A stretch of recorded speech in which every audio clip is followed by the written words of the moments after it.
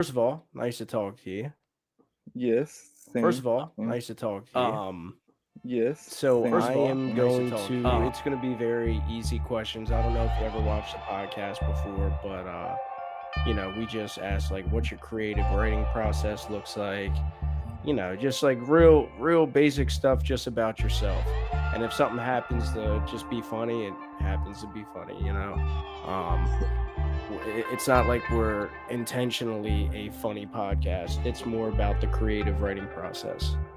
How it's going to work is at first Travis is going to like what you see right now is what you're always going to see. Travis sees everything, um, and when it comes down to it, I am going to do the introduction, and then I'm going to mention our special guest, which is you. And then once I say, now introducing Jake Coulter, you will be up on screen. You won't see that, but you'll be up on screen. And then that's when we'll just start having our conversation. Gotcha. All right. So I don't know too much about you besides the fact that you've been on Kill Tony only twice, right? Yeah.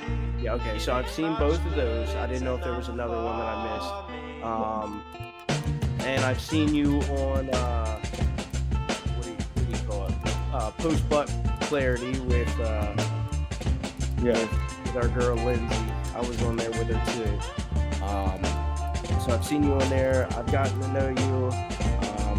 I like your jokes that you do almost daily. So that's as far as it goes with my knowledge with you. So I'm going to be learning just as much as everybody else a little bit about you. Real quick, you got like an Instagram or anything you want me to link?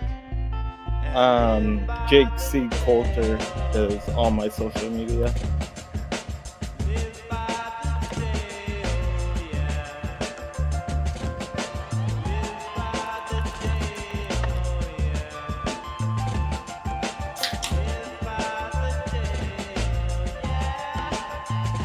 So just notice like our titles and videos are basically promotions of Restream. But okay, I just fixed that. And I'm going to link up your Facebook. Are they going to see that Jitsi thing too? Yeah, they always See have been. Jitsi? Really? I never noticed that. Yeah. All right. Since I have a couple minutes, give me 2 minutes. I'll be right back. If anything, I shouldn't be long. Just keep it running. I already told people we're going to be a couple minutes late. It's all good. I'll be right back. All right.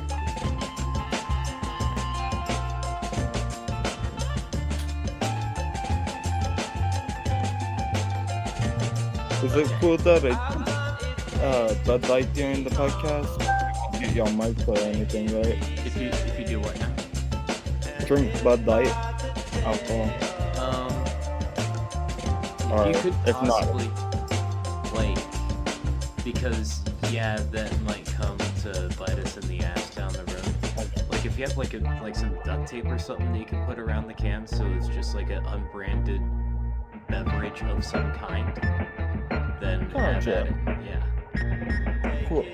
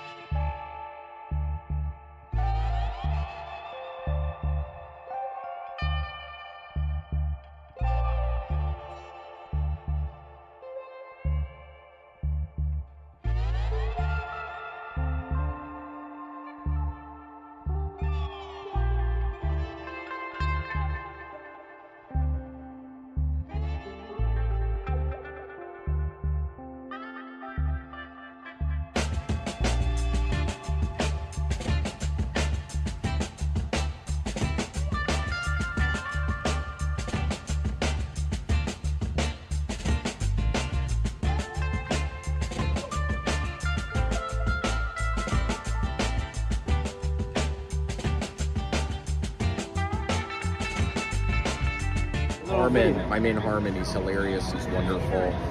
He's not me on Facebook anymore, thank God. He was scaring me with that because he was so good at it. Yeah. Comedy Writers Guild. Comedy Writers Guild. It's a motherfucking Comedy Writers Guild. Comedy Writers Guild, CWG.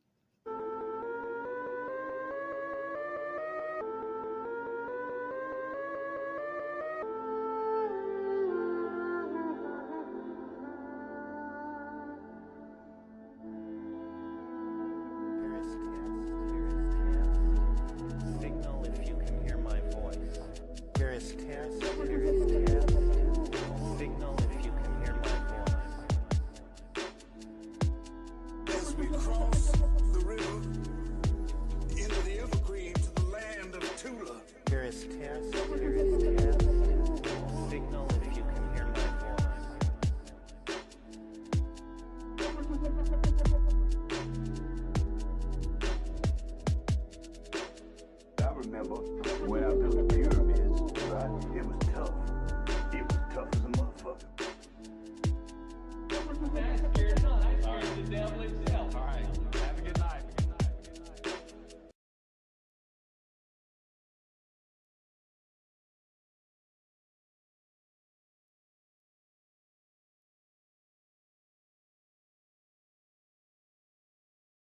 On, beautiful people.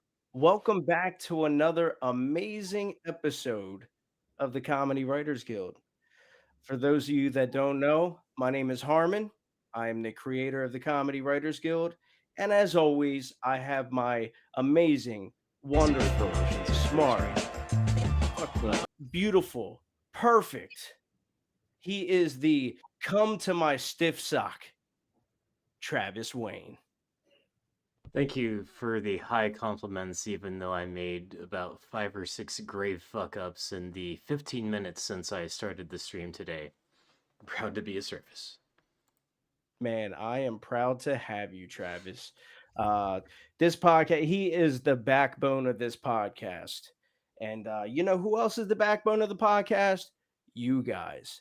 This podcast would not be possible without the love and support and the fucking comments that keep on rolling in. So just remember, guys, get them fingertips ready, as I always say. Get those creative juices flowing, and let's have a great fucking podcast. I'd like to take a moment and just give a special shout out, even though that was right there, but another one to all of you. As you guys know, we went down to Nashville to check out the Bridgestone Arena, the Kill Tony event. Had one of the times of my life, man. You know, I put it up there with the birth of my children, and it was an amazing time. But it was an amazing time thanks to you guys. You contributed so much. Uh, you paid for more than half of my trip. I was not expecting that. Me and Travis got to eat. You know, the only thing we had to eat before you guys made those contributions was each other's ass. And you know, we survived for a few days, but I was getting kind of hungry. But yeah, so welcome to the Comedy Writers Guild.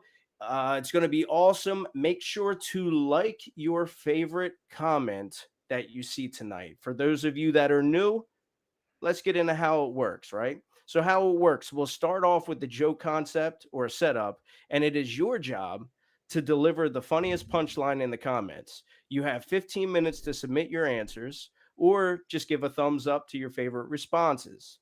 Meanwhile, we will try our best to keep you entertained with our hilarious and spontaneous banter on topics of conversation that just happen to naturally arise. Okay? So everybody understands what's going on. The most important key to this podcast are your responses to the concepts. And the second most important thing are the likes. So if you see somebody who has a funny comment, give it a like. All right. So this is episode 9. Can you believe this, Travis? Episode 9 of the Comedy Writers Guild. I remember when it was just a thought, a thought in my. It was just a part of my imagination, and now here we are actually doing the damn thing. Um, Before we get to our special guest today, let's do what this podcast is all about. So, first joke concept of the night. See, Travis, I fucked up too. You're not the only dumbass. I'll never forgive you. First joke concept of the night is, I think it's in the right order. Make up a racial slur that doesn't exist. Make up a racial slur that doesn't exist. All right. I think this would be a fun one. There's a lot of creative words you can use. Don't get us kicked off YouTube. Don't get us kicked off Facebook.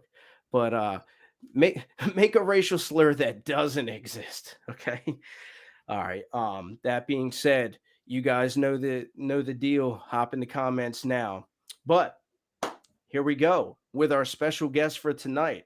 Our special guest tonight, I'm going to get to know him just as well as you guys are. I have seen him, and you all probably have seen him from his two appearances on Kill Tony. I also happened to watch his episode with our good friend of the podcast, Lindsay Tyree, soon to be Lindsay Campbell. She has a podcast that she does on Sunday mornings, I believe, called Post Buck Clarity. And I watched him on there, and I just, he's just a real chill guy, man.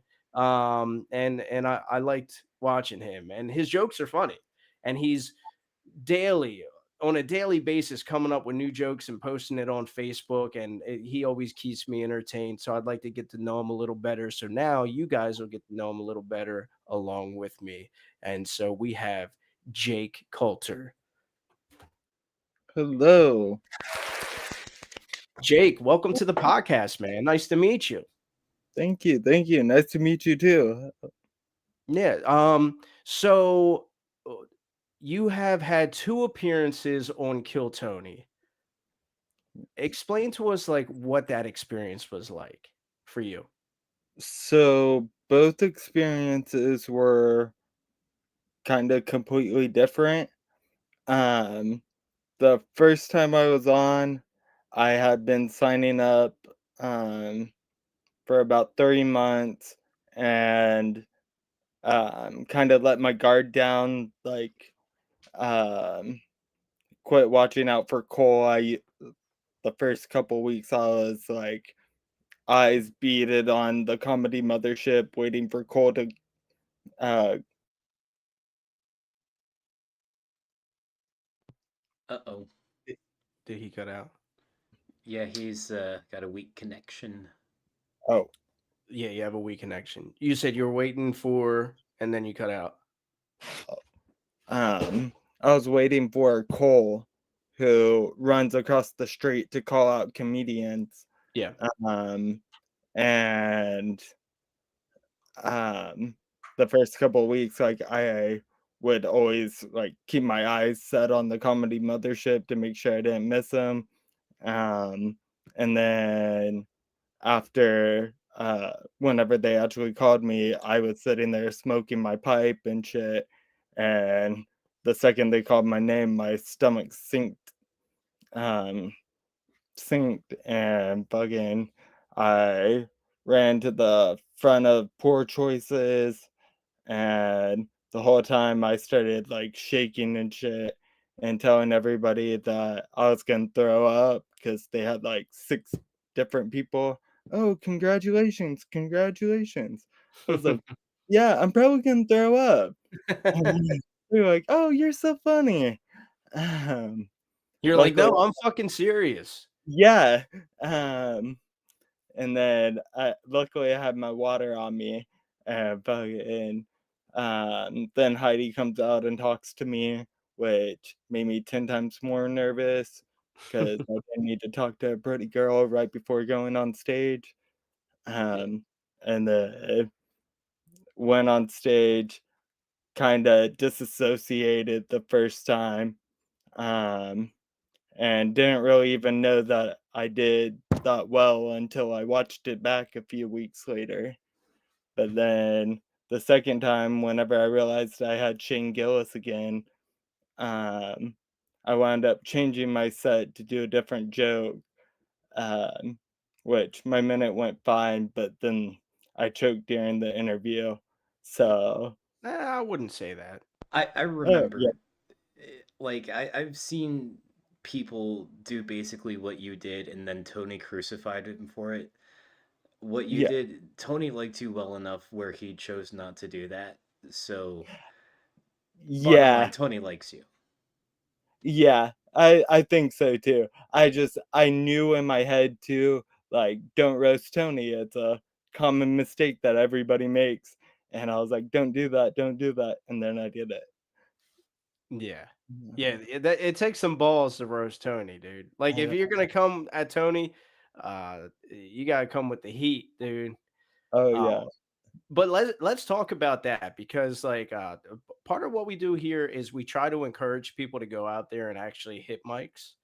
Mhm. Um, it's a very we see people talking shit on the internet all the times, especially on social medias. You know, like oh that guy fucking bombed or whatever.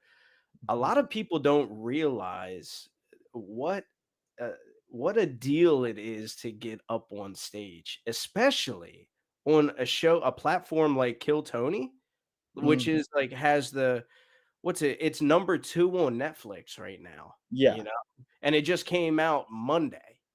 So Mm.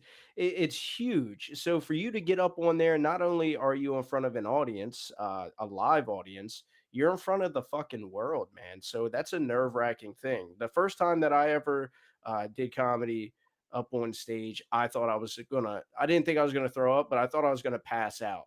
And I did exactly what you said. I kind of disassociated and and then when I went back and watched it, I was like, "Oh wow, I actually did really well." And but sometimes you have to disassociate a little bit, and I know exactly what you're talking about. So for all you motherfuckers out there that want to talk shit on people getting on stage, you write a minute. You go up on Kill Tony. Let's see what you got. Jake, I thought you did awesome, man. I appreciate that. Yeah, and I think what a lot of people don't realize too is that whenever you're on stage, you're not looking at the band or the panel, you're looking at 200 pairs of eyes all on you, where as most open mics, you have 3, 4, maybe 10 people if you're lucky. Mhm. Um, so it's a completely different experience just for a comic. Oh yeah. I'm out here in Delaware, so the most people that I probably performed in front of was like because I go to this one spot. I've gone to 2 spots, but I go to this one spot where they have like a bar off to the side, and then it's just like kind of like the stage room. Mm, So like everybody together. And I remember one time I was doing my set, and there was people from the bar, like because you can hear it over there, but like you know like how the speakers are set up. So they yeah. were all over there talking, and they're allowed to talk over there and they all were kind of like, "Who's this motherfucker?" And they all kind of came into the room, and that was like one of my like proud moments. I was like, "Oh shit!" I actually brought some people that were just chilling, wanting to drink, not listen to comedy, and all of a sudden they're walking in like, "Oh, this guy said something funny." But yeah, people don't realize that when you're up in front of people and talking, and Mm, I mean, that's why the biggest fear out there is public speaking. That's what yeah. they say. The biggest fear is public speaking. So to get out there and do that, take some balls, man. And I know you naturally have like a nervous deposition about you. So I commend you for that. Oh, thank you, thank you. Yeah. What would you say? I already know what it is, but what would you say your best moment on Kill Tony was? Uh, I think I would have to say Shane Gillis blessing me with the two-handed hold on the microphone. Uh, Oh, okay, okay. I didn't know you were gonna go that direction with it. Yeah, yeah. Well, would you like to, for people that haven't heard, I don't want to do it, but like your one joke about black girls, uh-huh. would you mind like saying that? Oh yeah, people tell me all the time that I have chicken legs, like it's a choice, but how else am I supposed to attract black women? Yeah. Hold up. I love that. When you said that, I swear D Madness was in the back like this. Uh, that's a good one, man. I Thank thought you were gonna say the best part is actually maybe I'm confusing too, but I believe this was you when Tony was asking you like about your speech and everything, and he was like, "Are you retarded?" And then Shane Gillis was like, "Just say you are, man. You'll get a golden ticket." Oh yeah. Yeah. Yeah, I probably did say that first. I just want to go with something different because you said you were expecting it. Oh, true, true. No. But also I think in my second appearance, had I held the mic with both hands, I wouldn't have gotten called gay as much because Tony called me out for talking with my hands and shit. Yeah, dude, Tony. You should have been like, of course you're Tony's seeing you go like this, you know what I mean, with both hands. That's what Yeah. Tony likes to see in a man. Usually he's looking down on him while he's doing Yeah. it. Uh, um yeah, so all right, besides Kill Tony, let's get outside of Kill Tony because of course that's what we all know you from. right. Um, but I also know you from being a funny guy on Facebook. You're like me. You just make Facebook posts, something that pops in your head, and you kind of like put it out there for the world. And I like that. What are like some other things that you do comedy related? Anything? Um, I mean, really, I use Facebook more so to get opinions for. I just have a wider variety of comics on my Facebook. Um, so that helps with getting more of a perspective from people in the game and respect instead of going out to an open mic with one or two people who I can't really gauge a joke on. Um, but I mean, outside of that, I I don't do much. I try to go to open mics at least once a week, if not more. Um, and outside of that, I just kind of use whatever situations or whatever comes to me in my daily life to make jokes and write. So is being a professional comedian like what you aspire to do? Yeah, no, for sure. Um, Do you get a lot of opportunity? Not right now.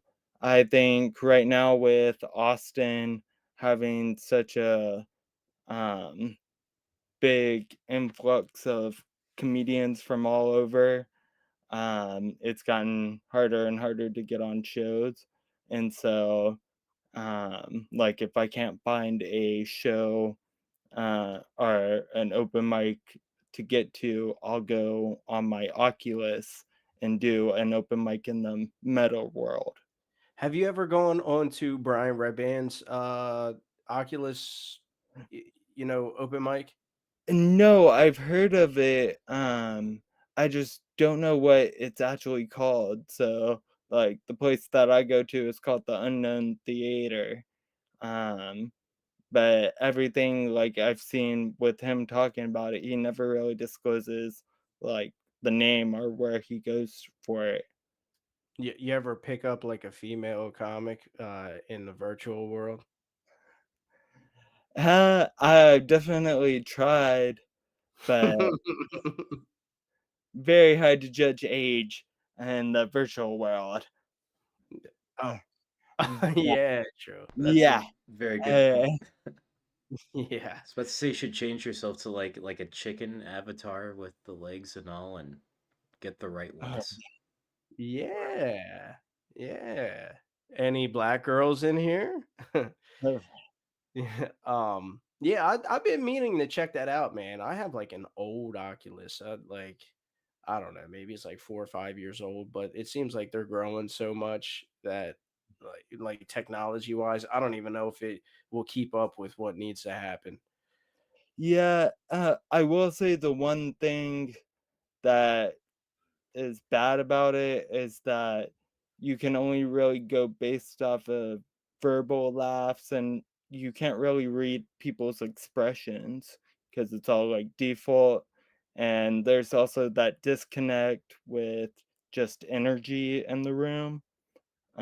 So it does become kind of weird and like jokes don't really work if you go like being white and going super racist because they can't really judge your facial features and tell that you don't have no bad intent or whatever. Yeah, true. That makes a lot of sense. Well, I guess this is a good time for us to plug the fact that Comedy Writers Guild has a Discord. And Jake, you've actually been on there a couple times. Um, and yeah, so we have a virtual spot where we go and you can judge the faces and read the audience because we are live interacting face to face. So if anybody was interested, you can always come to the Comedy Writers Guild Discord. It's been a little dead lately, just because we've been working on this project here. Ever since we started the podcast, it's been like my main goal and priority.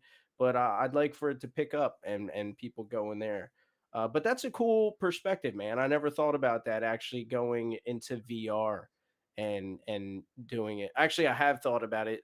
I just like you, I haven't figured out where Brian Redband's VR is. Yeah, Once I figured that out, I'm gonna want to get on there, man. yeah, for sure. Yeah, you know what also is good? VR porn. Yes, I Yes. will say, it took me a minute to get used to, but definitely. Yeah. Yeah, VR porn. Like that's like the main thing that happened. I remember specifically my mom bought me the Oculus, right? So I have like I don't even know which one it is, the Oculus 2 or something like that. I don't know. She bought it for me. And as soon as I opened it, the first thing it was for Christmas. As soon as I opened it, I was like, "Yo, I'm watching porn on this." Like instantly. My grandfather started bagging up, but yeah, it's different. It's really cool. So if you're not gonna do VR stand up, guys, I do highly recommend VR porn. But I do not want to know where Brian Redband's VR porn is. Just his stand up. Yeah, so your claim to fame really has been Kill Tony. Let's go back to Kill Tony for a second. Uh, w- uh, how is the Kill Tony bump that they speak of? Um, I definitely got more followers and more connections, like, on Instagram and, Facebook, but sorry, my Great Dane. Um, I can't he just ran into a drawer, sorry. Uh, um, but, I didn't really get too many opportunities as far as doing actual stand-up after it. After the first time, I got a few opportunities, but the second time, um, I got a couple hundred followers, um, on Facebook, and really that was it. Yeah. Yeah. I mean, it all affects different people differently, I guess, you Yeah. know. But you're out there in the mecca of comedy. You're out there in Austin. You live in Austin? I live about 30 minutes out in a town called Yeah. McDade. Okay. Yeah.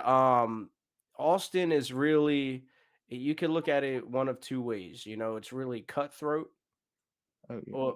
or I guess it's kind of the same. Like you really have to know how to market yourself and hustle. Like if you're Mhm. not out there every day on a grind, like my boy Offender's been doing, like it's very easy to go from like, okay, I got that high from Kill Tony, or I got that bump from Kill Tony, to all of a sudden it's like, nah, mics are full tonight, man. You can't come in. So it's like it's a dog eat dog world out there from what I'm seeing. Yeah, definitely. But I think too, it requires you to be a better comedian. So it pushes you to every opportunity that you do get in Austin, you want to do the absolute best stuff. And Um, you know what? That brings me to the question that I always ask, but I have not asked you yet. What does your creative writing process look like? really just reflecting on old memories. Like the chicken legs joke came from coach during my junior high telling me that I had chicken legs and everybody laughing at me. Um, and a lot of my jokes have to do with like memories of high school or stuff that I've heard throughout my family because I come from really country type family. Um, and so I really just kind of use real experiences to um, mold a joke or exaggerate on a joke or whatever.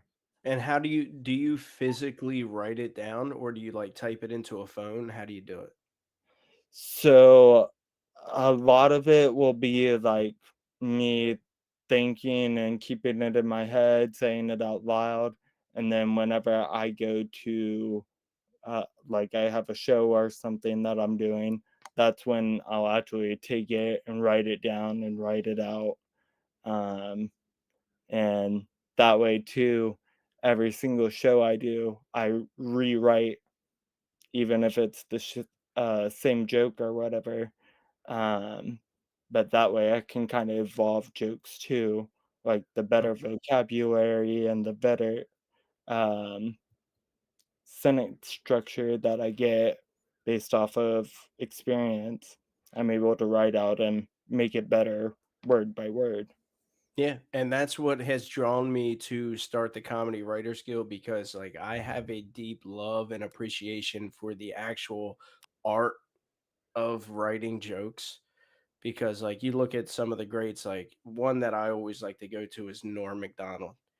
And Yeah. like you just look at the way that he does his jokes, and he makes it look so effortless.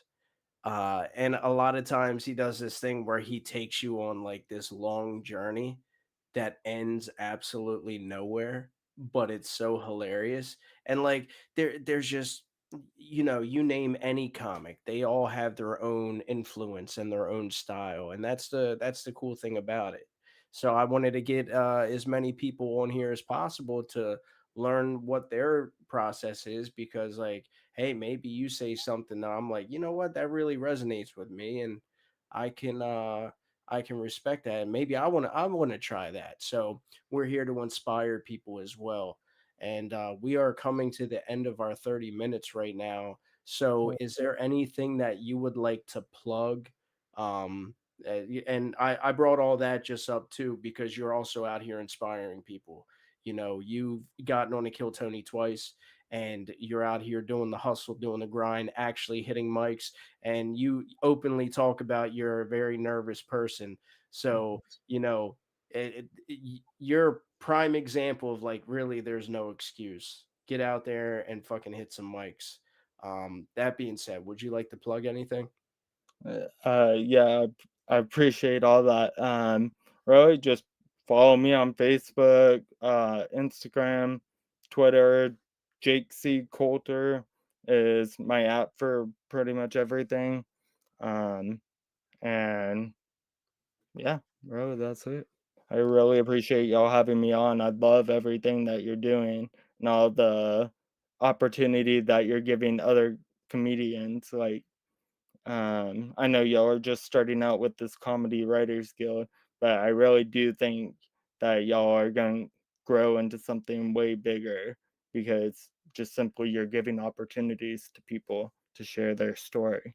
Man, well, I appreciate that, man. I appreciate that. And I hope Thank you. that happens. We're doing our best. And Well, yeah, I appreciate that. So go follow him, Jake C. Coulter, on that's his tag on all his social medias. And yeah, funny guy. Especially follow him on Facebook if you haven't already. I'm not real big in Instagram. You might even be funnier on Instagram. I don't know. But no, I don't use it either. oh, okay. All right, yeah, but on Facebook, you fucking kill it, man. So, thanks for coming on to the podcast, man. I hope to have you on again sometime in the future. Oh, yeah, I'm down anytime. Yeah, and if you want, man, stick around and hop in the comments and fucking, see if you like some of these next joke concepts, and maybe you could come up with something funnier or something funnier than other people on here. Oh, yeah, I definitely will. All right, cool, Right, brother. later. Yeah, have a good night. Later, You dude. too. Bye. Peace. Good to have him. I've been Oh waiting on yeah. him a while.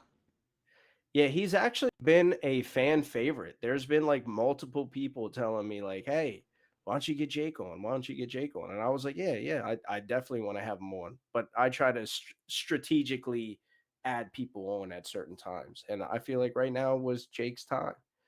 Um, so yeah, I'm glad to have him on. That being said, guys, we have come down to it. Travis, have you been checking out the comments? Not to the extent that I have been in previous streams because I can't really open up the comments on Facebook because now's a good time to bring this up. As of today, this podcast, we've implemented a new strategy. Facebook is still our primary stream. If you want to participate in what we're doing, Facebook is the place to do it. Um, because we are simulcasting now. We're throwing it up on YouTube, the live, but participation is still exclusive to Facebook. And who knows, we might be on TikTok next. You never know. Yeah. Yep. We that's what was taking us a little bit of time tonight. We were trying to stream on all three platforms. And then we were doing it at the last minute just to give you some behind the scenes shit. So yeah.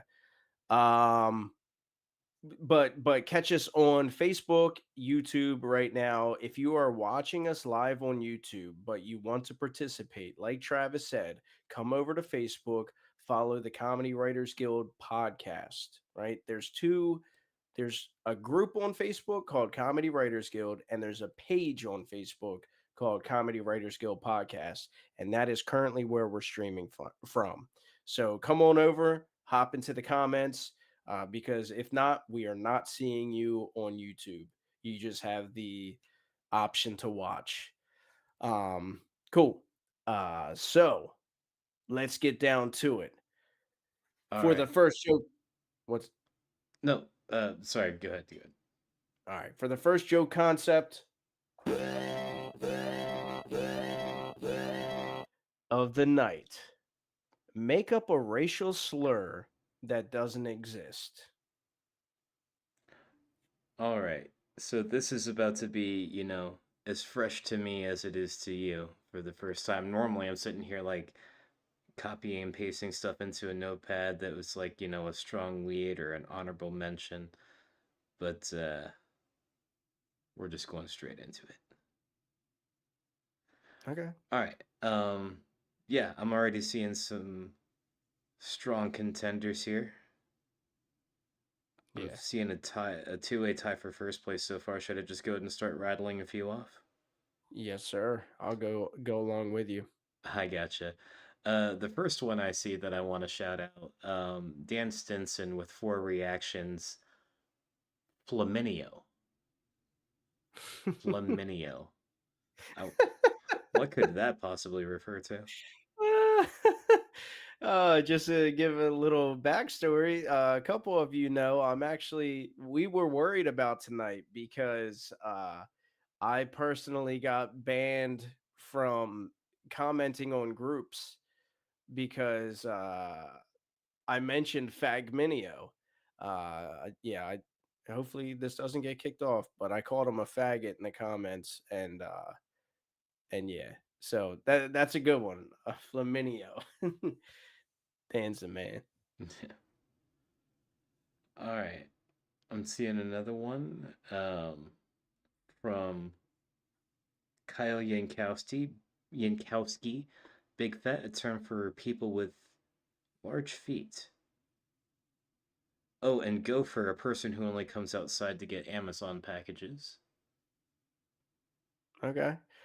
We got our man AK, Alex Krieg. He said water felon.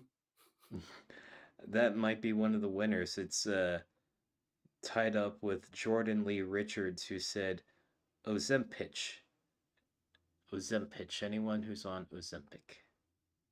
Um, really, you're seeing that as one of the winners? They I both don't have see. 6 reactions. Oh wow, I am not seeing reactions then. Mm, Everything that I see has 0 reactions. I'm seeing them. Okay. Well, if I happen to accidentally read one of the winners, I apologize. Um, Oh, okay. 3-way tie for first place. Our guest has entered the race. Um, he said Jigahoo for people who can't identify their race. Okay. Um, Jordan Lee Richards. I had a one night stand with a black girl one time, and she wanted me to get her pregnant. My drunk ass almost did. Jordan, I don't blame you, bro. Yeah, Let's Dan Stinson replied to AK's Waterfelon. He said, "This is the one." going back to VR, we have with the V, a Vener, someone who uses virtual reality to swim across rivers.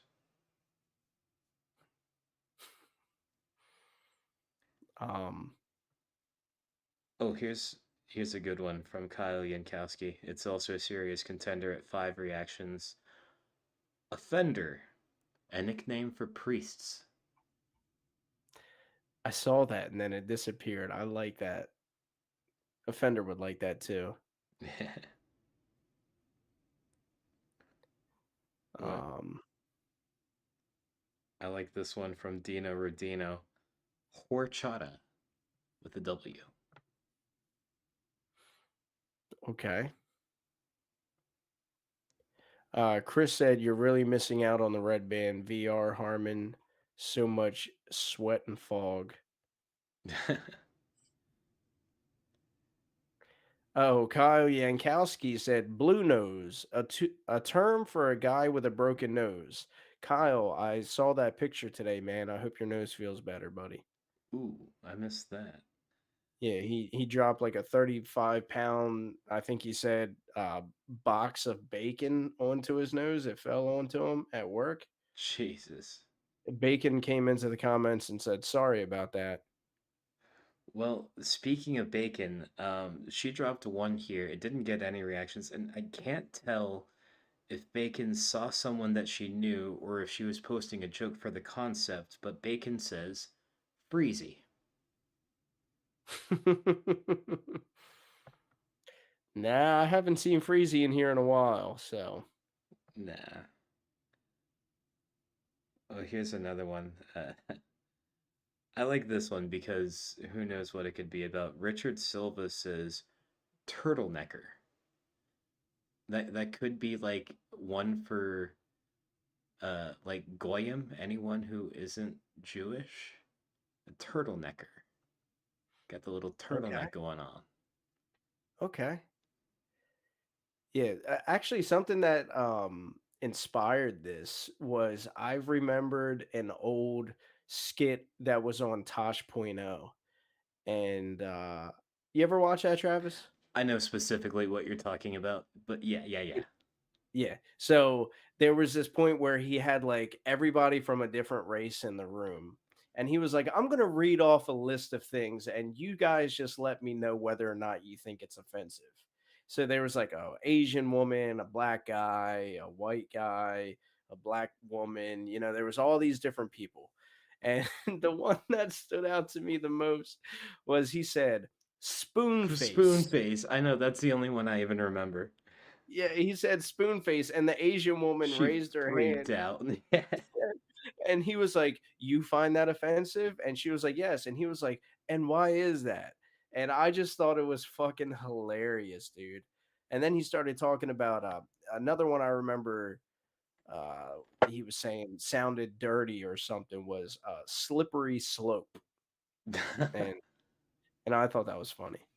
But that's what's inspired this one. I remember that, and I was like, "What's a good racial slur?" And I actually came up with a couple myself, and now I forget them, but they were really good. All right. I want to shout out one more of these before we start moving towards the winner. Will Conway. He said, Super Soaker, a Mormon that only frequents motels with vibrating beds.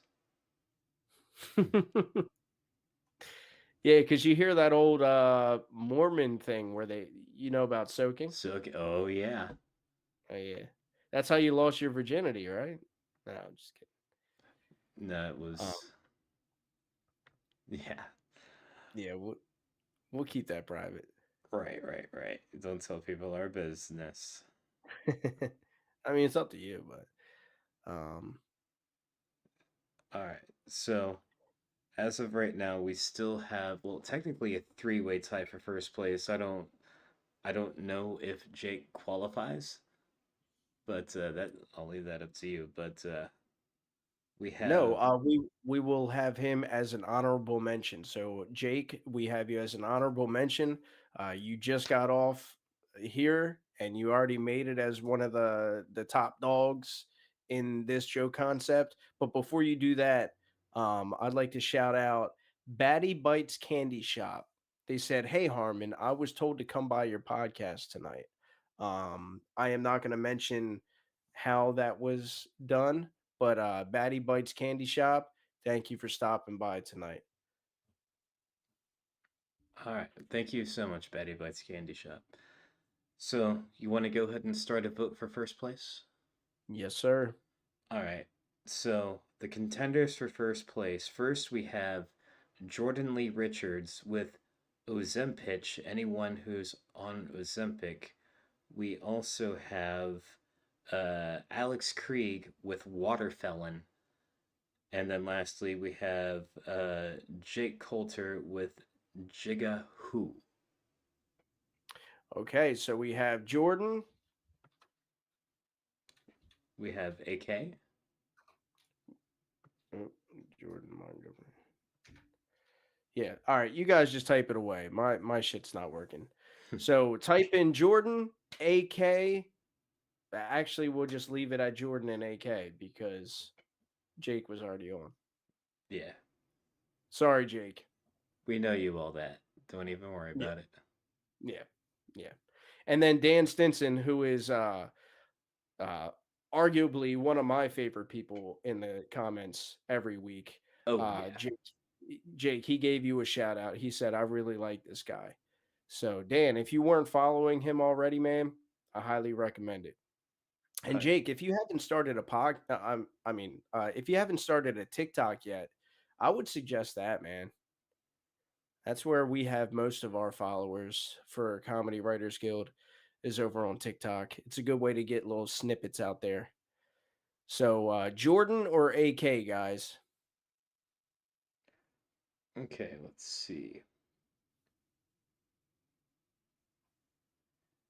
It's a dead tie right now. 3-3. Okay. Let's get a couple more comments in there. Hey, hold All on, right, let me just go to back. remind you, Jordan had what was his again? I already forget. Ozempic, and AK had. Why am I blanking? He had Waterfelon. Waterfelon. Yeah. Yeah. And if you guys can, go check out Batty Bites Candy Shop. I had some of the candy today. They do like freeze dried candies. I had these things that were like it was like what do you call those, like mints? It's like chocolate on the outside. Like Oh, thin mints. It's like thin mints. or like junior mints. Kind of like junior mints, but it was freeze dried. And man, it was really good, man. That But sounds Batty good. Bites Candy Shop, go check them out. Yeah. It's a I think from what I was told, it's like a mother and son ran business. And I'll shout out anybody on here. All right. I believe that AK has pulled ahead with the lead.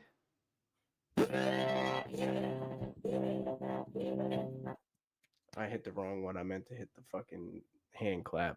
All right. AK, welcome back, buddy. This will be his third time on the podcast. So Travis will be sending you the link now. Yeah. Yep. Good job, guys, with hopping into the comments and giving your comments. While we're waiting on AK, if everybody would go share this link on Facebook, say, "Hey guys, if you're not doing shit right now, why don't you be part of the Comedy Writers Guild and win your chance on the podcast?" If you could, because we will have a couple minutes. But before you do that, I want you all to do that. But before you do that, let's drop into the second joke concept of the night. The second joke concept of the night is name. Hold on. Hold on. This is a good point of the Comedy Writers Guild. We can make fun of ourselves too, Mm-hmm. right? AK's here now. AK, There he give us is. 1 second, buddy. We are dropping the second concept of the night. We can make fun of ourselves here at the Comedy Writers Guild, and we want to prove that to you with this concept, right? So, name this band. But which band? It is this one. That one right there. Name that band. We're doing a little something different here, guys. All right. Take a Alright. good hard gander before I make it really small. Oh, nope. Actually, Travis, if you could put it over you. I already did. Perfect. Put it over you. But then make it small at points so that when I go back and edit and everything, you can still be in there. All right. So, AK, dude, welcome back to the fucking show, bro. Thank you very much. How you doing? Good, man. Good. What are you doing wearing Carhartt, dude? It's like pajamas now. It's just a long sleeve Carhartt. Yeah. They used to mean something, I guess, but Yeah. what's the problem with it? Because, man, I know what you do for a living, and Carhartt is for the fucking working man, dude. You cutting down trees and shit? No longer. I mean, if somebody needs a quick job, perhaps, but I'm busting your balls, dude. it did my time. Yeah. I'm just messing with you. Yeah, welcome back, dude. You can't see the Joe concept right now, but it's name this band. Did you happen to see my new profile picture with like me, Travis, Cameron, and a Fender? We're all posing. No, I've had a pretty busy week, so I haven't. I've like jumped on Facebook real quick for about a few minutes and then jumped off. So my bad. No, you're good, dude. I mean, I didn't expect you to. I was just wondering if you did. Well, you had a busy week, but I'm glad you're on here tonight. Thank you for that. You're welcome. I should have busted out my cup too. The cup work functions as advertised. Oh yeah, you got you one of these? Yeah, for sure. If you guys want to know where to get one of these, you could just head on over to that spot right there. I'll hold it up there for a second. Take your time. Take your time. Take a screenshot. Use somebody else's phone. Do whatever you got to do. But go check out the Etsy. Or you could just hit me up at Harmon Comedy, and we can get it to you a little sooner. Man, your dog is fucking guzzling right now. What's he drinking out of one of those cups? One of the comedy writers? I should order another one, I suppose. But no, it's just a normal dog bowl. Hey guys, coming out soon. Next week, we will have Comedy Writers Guild dog bowls. That's fair. All right, you made a sale. Yeah, it'll be something that Bacon can drink out of. Sorry, Bacon, I love you. No, I admire her ability to just like have like just be free with it. You know what I mean? Just say whatever comes to her mind, and a bunch of it's real funny. So. Oh yeah. And I wish I could show you Bacon, but the only reason I said that, you were the first person I saw up on the screen. I would have said whoever was sitting there, but yeah, what's new with you, brother? I guess this is probably kind of boring, but I just finished a book for this the only book I've read it 6 times. I just finished it for the 6th time, but oops. One fish, two fish, red fish, blue fish.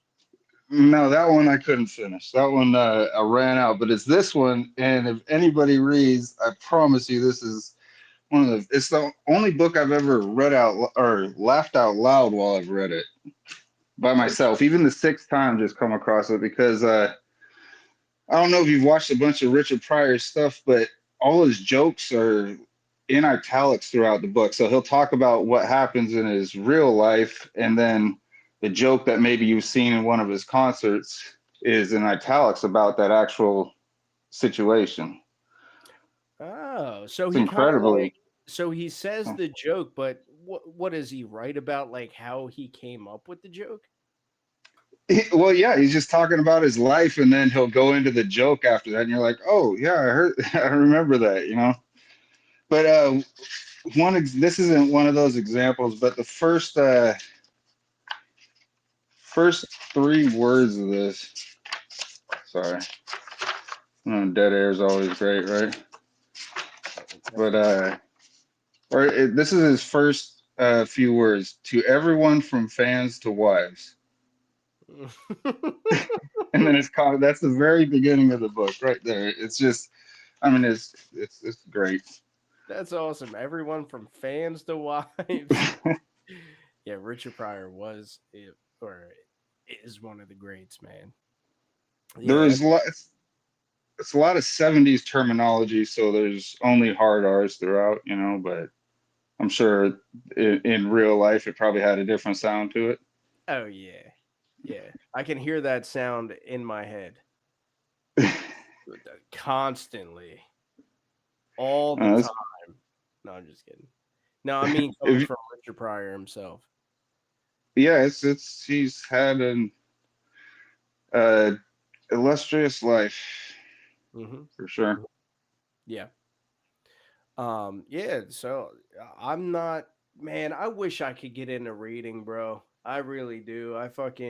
My ADHD is so bad that I'll have to go back and reread paragraphs fucking 4 times for me to be able to retain it.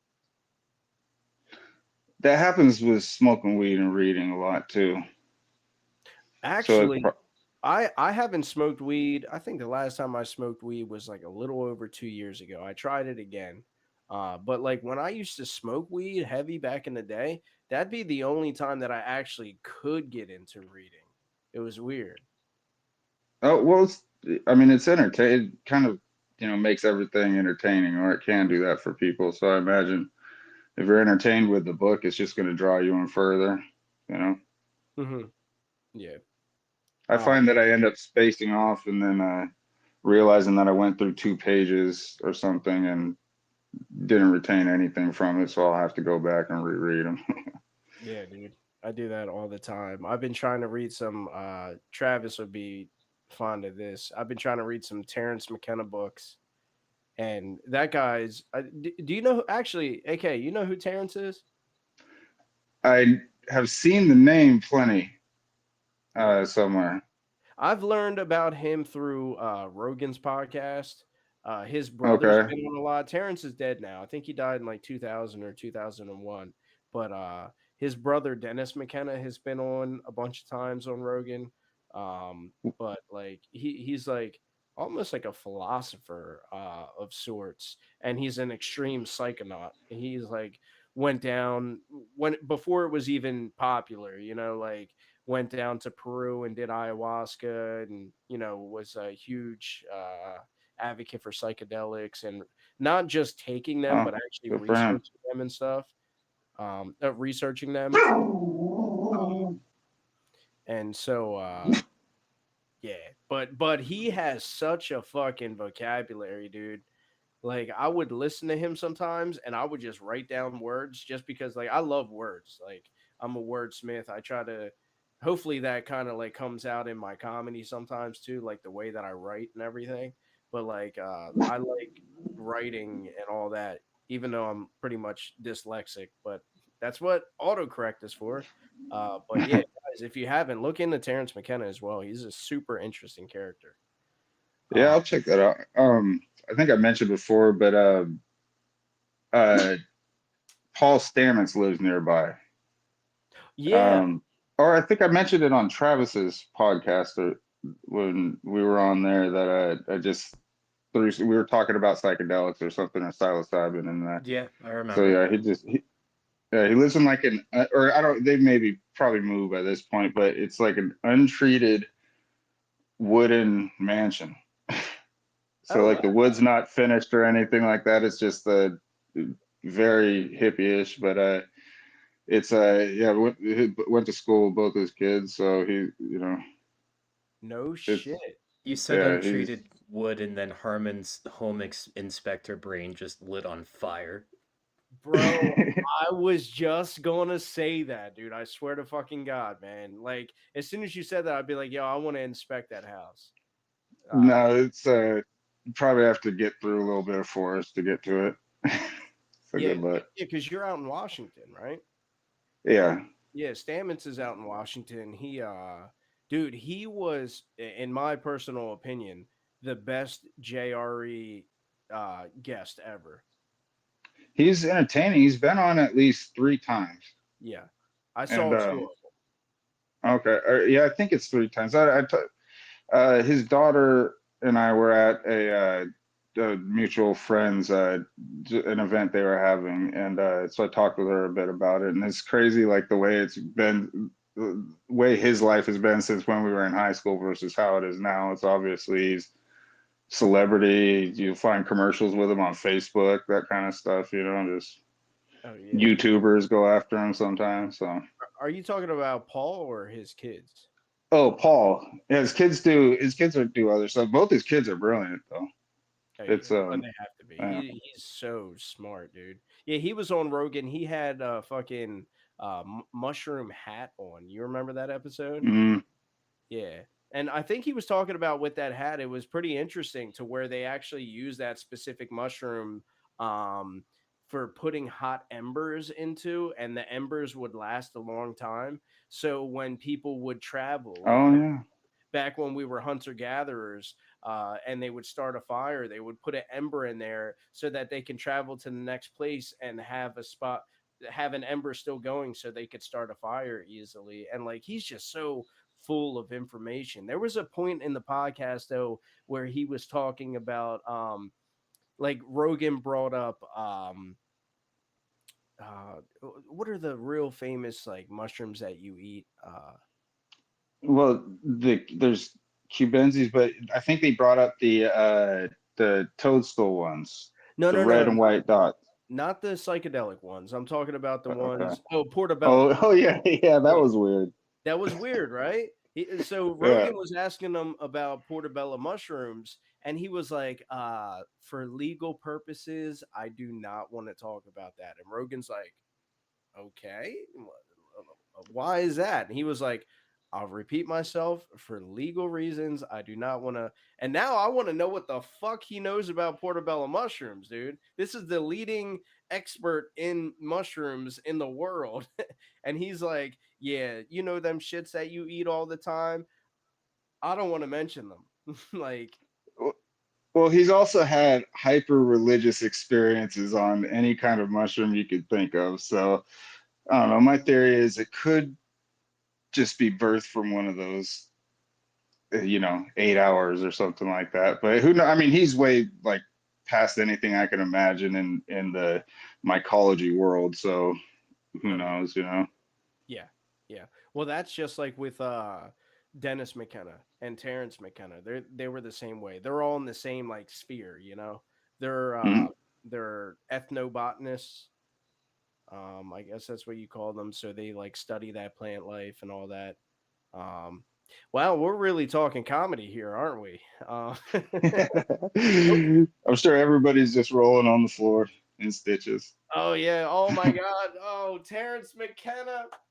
Oh, what a character. Paul Stamets. But Sorry. Paul Stamets is brilliant. Dude, if you ever get a chance to fucking talk to his kids, fuck comedy, dude. I would love to get Paul on here and be like, so what's the deal with these portobellos? So that's a weird I talk to his kids all the time, or not all the time, but like as far as like a couple times a year, I'd say that. You know what I mean? I know both his son and daughter differently, but I it feels weird because we went to school together, so it feels weird like using that as like a in kind of to get that. Sam Miller, I didn't know personally, you know what I mean? But we'll see. I mean, Paul's massive, so that would be a great interview though. Dude. He's knows a lot. Dude, I would end up lying. I would be like, yeah, the Comedy Writers Guild, it's kind of like JRE. We just sit and we talk for 3 hours. And I would just have that man on for 3 hours. I'd be like, guys, we will do the actual Comedy Writers Guild next week. He would just be so entertaining and Yeah. interesting that I would have to dedicate. I couldn't just give him 30 minutes, dude. I'd want a fucking afternoon with the guy. Yeah, that'd be pretty interesting. Yeah. He didn't. Yeah. He's good. His kids are good. Like I said, they're good people too, and both of them are very smart at what they do. Um, I just would. I don't want to say too much, Yeah. about them, but I don't want to get too because they're kind of like private for the most part. He was totally private before JRE basically. Yeah. So, I can understand that. I mean, the guy so lives in a fucking untreated log cabin. I can imagine how private he is. well, I Uh, imagine that's just one of his places at this point in oh time. So, yeah, yeah, dude has money for sure. Yeah. Well, I'm glad we had this conversation. I know we've spoken before. You have really no desire to do comedy. You're just a uh, naturally funny guy. well, thank you. I guess I have no. I don't really have the. I don't really like eyes. This that sounds creepier than it should have, but I don't really like attention. I guess that's. Um, I'd rather just let somebody else get the attention and then just observe or you know No, blend in. I saw your comment on here too because you were going against Jordan and you were like, for the love of God, Jordan, please. Like Yeah, so, you wanted Jordan to win, but no, I like when you come on here, man, because you're funny. You're up there with not to boost him up, but Dan Stinson, you're like right yeah, there he's next funny. to him. Dan's hilarious, dude. That's why I had to get him that shout out from I don't know if you saw it, but I ran into Michael Gonzalez and Dan plays the drums. So I, I got a nice little shout out for Dan just because, he's like a I try to man, I want to make everything if I can make something special for everybody in the fucking comments and a part of the Comedy Writers Guild, I would, if I had the time and dedication to do that. But I knew once I saw Michael Gonzalez, I was like, I gotta shout out my man Dan. that's awesome. Yeah, he's a cool dude. Um, and he's helped me get this. He's an audio engineer too, so he helped me get this mic sounding all pretty. But yeah, Dan is. yeah, yeah, Oh, okay, cool. yeah. Yeah, check him out, dude. If you have TikTok, I don't know if it's like his Instagram too, but shout out Dan Stinson, Danzilla Drums. Check him out, man. I go on there and watch his live sometimes. He's dope. Okay, yeah, I'll try. I don't have TikTok, and I logged into Instagram one time and looked at the format, and I was just like, man, this is a whole nother thing. So, It is. It really. yeah, it may be YouTube. I see them in the Legion Skanks comments on their page and stuff, but I'll Yeah. try and check it out from Instagram. Yeah, well, me and you have talked before. You kind of like grew up in theater, kind of, so you kind of wanted to get out of it. It was more of what, like your mom's dream or something like that, for you to do something like that. I guess it was just something like some of the adults in the community where we lived did, and so my parents had kids, so then they brought us into it, and it was really only until I was about the age 10, and then but it was I remember a few things, and yeah, one of them was a stupid movie that got sent to different schools in Oh yeah, California. yeah. I remember you telling me that. Say no Yeah. to drugs. Yeah, I'll get into it more at a different time. They kind of tricked me though. I was a kid. They tricked me into being the star of something goofy, so or not goofy, but Looking yeah. back on it now, it seems goofy. I get it.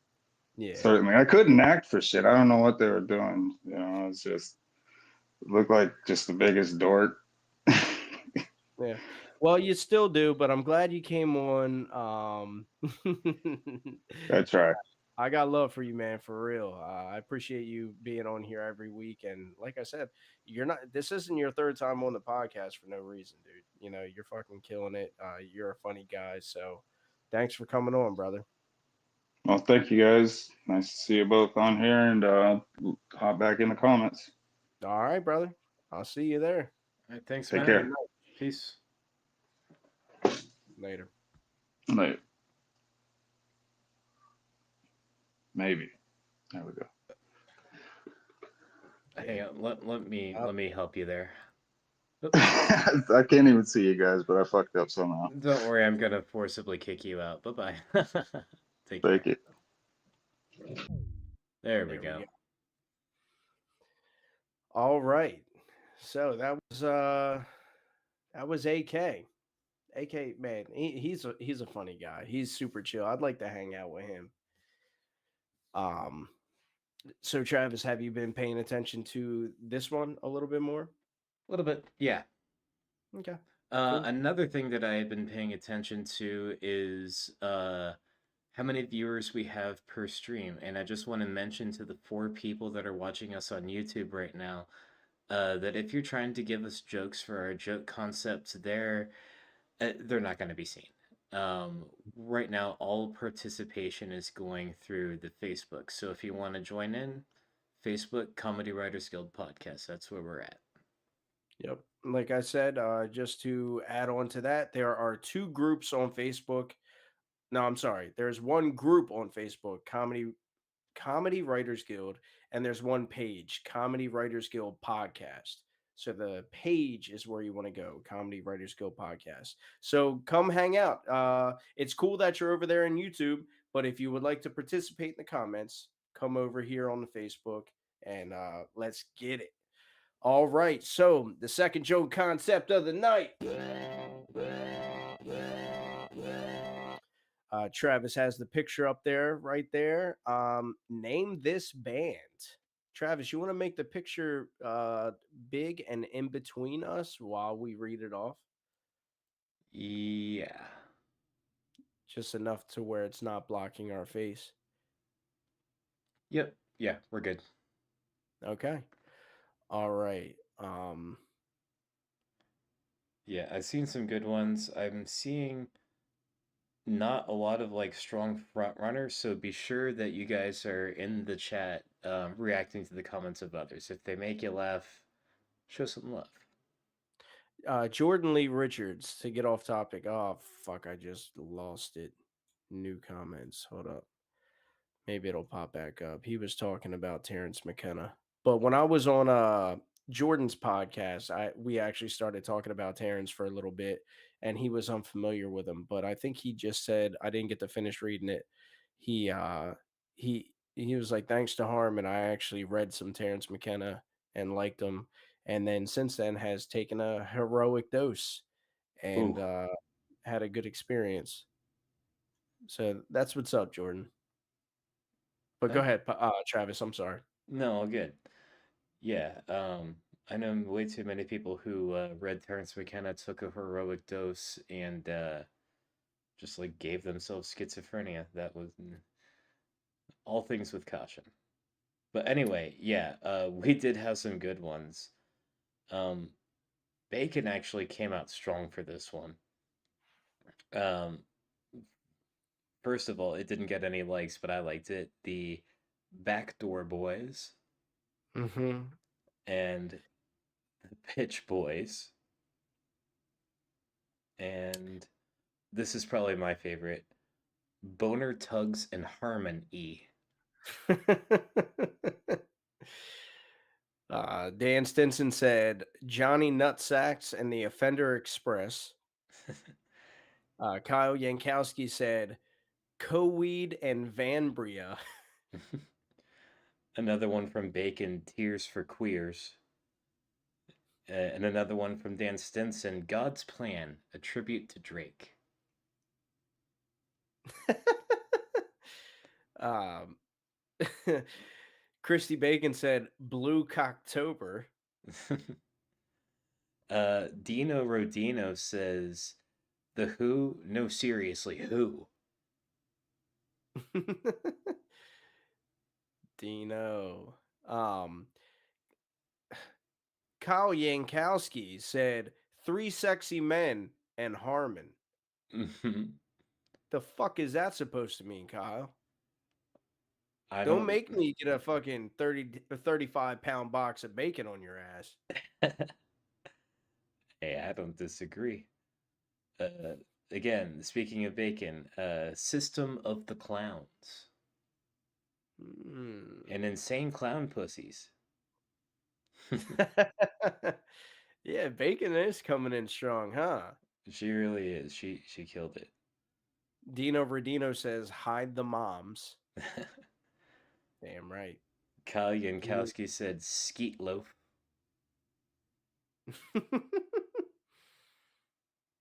These are good.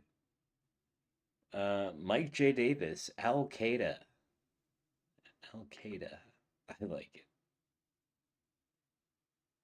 Dan Stinson said molested. it. Let's see. Kyle says 60 seconds to come. Hmm. But there actually is a pretty clear winner here. Mike J. Davis, did you say this? He said unicorn bukkake. Yeah, I saw that. And let's see. I Christy think Bacon said sex offenders. Bacon also said one thing. Like, I think that she was trying to make a blowjob joke, but she just named an existing band Hootie and the Blowfish. That already exists, Bacon. Uh, Let's see. Oh, Bacon also BJ's for DJs. I like that one. Ooh, and good gyrations. Like this is the round Bacon has been waiting for. yeah, really. Unfortunately, she's not in the lead right now. All right, who is the name of the person in the lead? Will Conway. Oh, my man. My Okay. man. Yeah. Do you want me to read his thing? Yes, sir. All right. So the winning comment by Will Conway is no direction. No direction. Not one, not two, not three, but none whatsoever. Okay. All right, Will. I'm glad Will gets to come on. I would have been happy if Bacon came on too, because then we can all talk about our experience at in Nashville. Yeah. Yeah, so for those of you who don't know, it wasn't just the four fine young gentlemen you see in the picture. We were also joined by Bacon and Will Conway out there. We had a great time. Yeah, we did. All right. So you see the four of us in the picture. Bacon and Will we all went to the Kill Tony event and had a great time. Will Conway said Mustache Ride Coalition. Oh, and right above Will's winning comment, we have another one from Kyle. Credence Mudwater Revival. And right above that, Bacon with Metallicum. And in that comment, Dan Stinson said Metallic Hunt. Yes, I saw those. Those were good. Dan Stinson also gave his flowers too. He said Bacon owned this round. Bacon, you did kill. Yeah, if we were judging this based on like total number of reactions between like all comments, she would have like cleaned the fuck up. Yeah, Jeff Denny would like to correct you, Travis. He said psychedelics can't give you schizophrenia. It was already under the covers. The trip just brought it to light, which is probably true. Yeah, but can you say that if it never would have got brought to light if not for the introduction of the psychedelics? Also true. I mean, who knows? You'd have to have a time machine to find out, I guess. Which, if you want to travel in time, take a heroic dose of mushrooms. Been there, done that. Anyway, should I go ahead and send the link to Will? Oh, yes, sir. Yeah, I thought you were doing that. Yes, sir. Oh My yeah, bad. yeah. Just want to make sure you didn't want to read off anything else. But yes, Mr. Conway, check your messages now. Also, I would like to read off my favorite one. Dino Redino said, Harmon and the blowjobs. Dino, yeah. That was much better than Kyle's. I liked Kyle's. Rears for Queers, AK.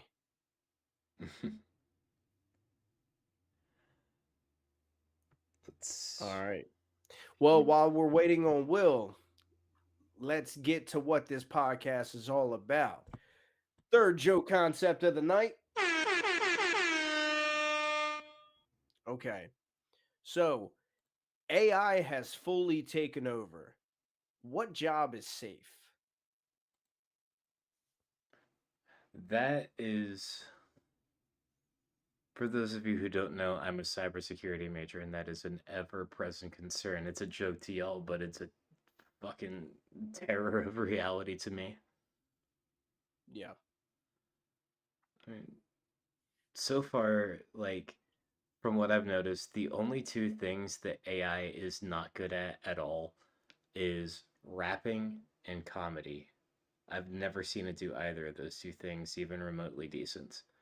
So it might be that we comedians might be the last ones that still get to have like employment, comedy writers out there. Yeah. Yeah. Rapping, comedy, and then for my masturbation purposes, it's not really good at making feet either. Yeah. It's like here, Chat GPT, could you create some sexy feet for me? Next thing you know, it's like some hot chick with like platypus feet, Yeah, and 12 toes. some bitch With walking one around foot. on corn brats. Yeah, all like corn broths. Don't bring up the corn broths. If you know, you know. If you know, you know. All right, hopefully Will is logging in here soon. If not, right now is a good time to do the merch as well. Go out there, get your mug, get your shirt. There's the Comedy Writers Guild mug, and then fuck bitches get funny. And then for the first 1,000 members on the back, I wonder if I could turn around. Hold up.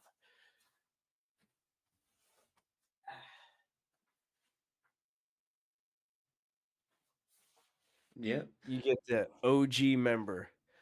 Yeah, Travis, you're used to seeing that site. When I was staying over at your hotel or my hotel. your your apartment, I was thinking of Fender's Hotel. When I was staying over at your apartment, you got to see me from the back a lot. Not a lot of people get to see that, Oh, I never you saw know. the end of your back. Damn near blew that Yeah. thing out. Yeah. Um. All right, Will, where you at, bro? He has seen the message in his inbox. He is contemplating the link. He must give it very careful consideration before clicking it. He's got to inspect the elements, run it through an antivirus, ask ChatGPT, and then Yeah. ChatGPT tells him that he needs to click it about an hour and a half before showing up to the link so as to not be late. That's a Harmon Airport reference. Yeah, I got you. I got you. I'm fucking with you. But Christy Bacon said Harmon's job is safe. There's no intelligence involved. JK, I don't even know what the fuck you do. Let's just say there's a lot of intelligence involved in what I do. Okay? Okay, Bacon? I didn't just fail a test yesterday for nothing. Oh, Yeah, I did fail that test, by the way. yikes. Oh, $260 test. damn. Yeah, I just got a message from Conway saying he's having a little bit of issues with it. So if you're having issues, like if you win and I send you the link, try and copy the URL into um, an external browser instead of like the Messenger browser that pops up whenever you click a link in Messenger, because that Yeah. is a terrible browser. Yeah. Hold down the link and open in new window or whatever. Mm-hmm. Kyle Yankowski. Oh, I'm already reading off jokes. Let me stop. All right. Sorry, guys. All good. So, Oh, go ahead. since we were talking about Nashville, and we'll just interview each other until Will gets here. Like, what would you say was like aside from Kill Tony and the comedians, what was your favorite part about staying in Nashville? Hmm. That's a good question. Never mind. Fuck your Yeah, opinions. here Conway's here. we go. The one we'll see. We will Or see. the one, yeah, the one we will not see. Not Nazi. Did you say Nazi? Yeesh. All right, Will, your video and your mic is off. So click those down at the bottom. Yeah, I just sent him a formal request to unmute. Hey, OG members, do you remember the time that we were having that bear? I don't want to mention his name. Never mind. You remember the one time that one guy on the Comedy Writers Guild was having technical issues, and I called him a fucking boomer, and he blew up, and now we no longer have a relationship. Will, come on, you fucking boomer! It wasn't Will, by the way. Yeah, just random woodland creatures. Yeah. Yeah, I barely hear from that guy anymore, And you know what? I and kind I of love love it. it. Yeah. All Yeah, right, we'll try hitting. it's saying I haven't given permission. Now you have permissions. I give you permission verbally. Try just refreshing your page, see if that does anything. Yeah, Or go into settings and you can maybe mess with it from there. yeah. All right, Travis, to answer your question, my favorite part about staying. Look, actually, you already know what my favorite part was. I have two children, and you allowed me to sleep in. There were a few days where I could actually sleep the fuck in because my kids wake up at the crack of ass no matter what day it is. Oh, Saturday? Oh, 5 a.m. on Saturday sounds like a great fucking time to wake up. Yeah. So the fact that I got to sleep in a little bit was awesome. And the fact that you were so supportive with me, like needing you to be the big spoon. Yeah, Yeah, I that was nice. I'm very supportive in that way, Mm-hmm. Oh, penis wise. I felt your support. uh, So is that your support, or are you just happy to be big spooning me? a little bit of both, a little bit of both. Yeah, So yeah, first of all, that was not a difficult task. It took a lot to wake you up. Like I could, just step over you, walk over to my computer, type away at my homework, watch TV, fucking shoot guns in the ceiling. It like literally this part isn't a joke. In order to wake Harmon up, like I had to grab him and just shake him like a baby and then he would like slowly come to a few seconds thereafter. yeah. Oh, I would come too. Um, yeah, yeah. I I think you said that. Like, I passed out on your couch one night, and you were like, hey Harmon, hey, yo, wake up!" And you had to like shake me, and then I woke up. Mm-hmm. Yeah, yeah. It was nice, man. It was nice sleeping in. Dude, I haven't slept in fucking almost 5 years. So yeah, it's been nice. Glad to be of service. What was your favorite part about it? What was your favorite part about visiting where you live? Me visiting where I live. Um, I well, honestly, it kind of was a visit because I never go downtown. That place is fucking like shitty expensive. Yeah. Like, because I thought that I was being very clever by parking where Cam and Offender were staying and then Ubering the rest of the way there. And to get there, it was the smart thing to do because like the Uber drive to Bridgestone Arena was like 10-15 bucks. It was nothing. The drive from Bridgestone Arena, I think it was like 7 miles or so, not very far. It was like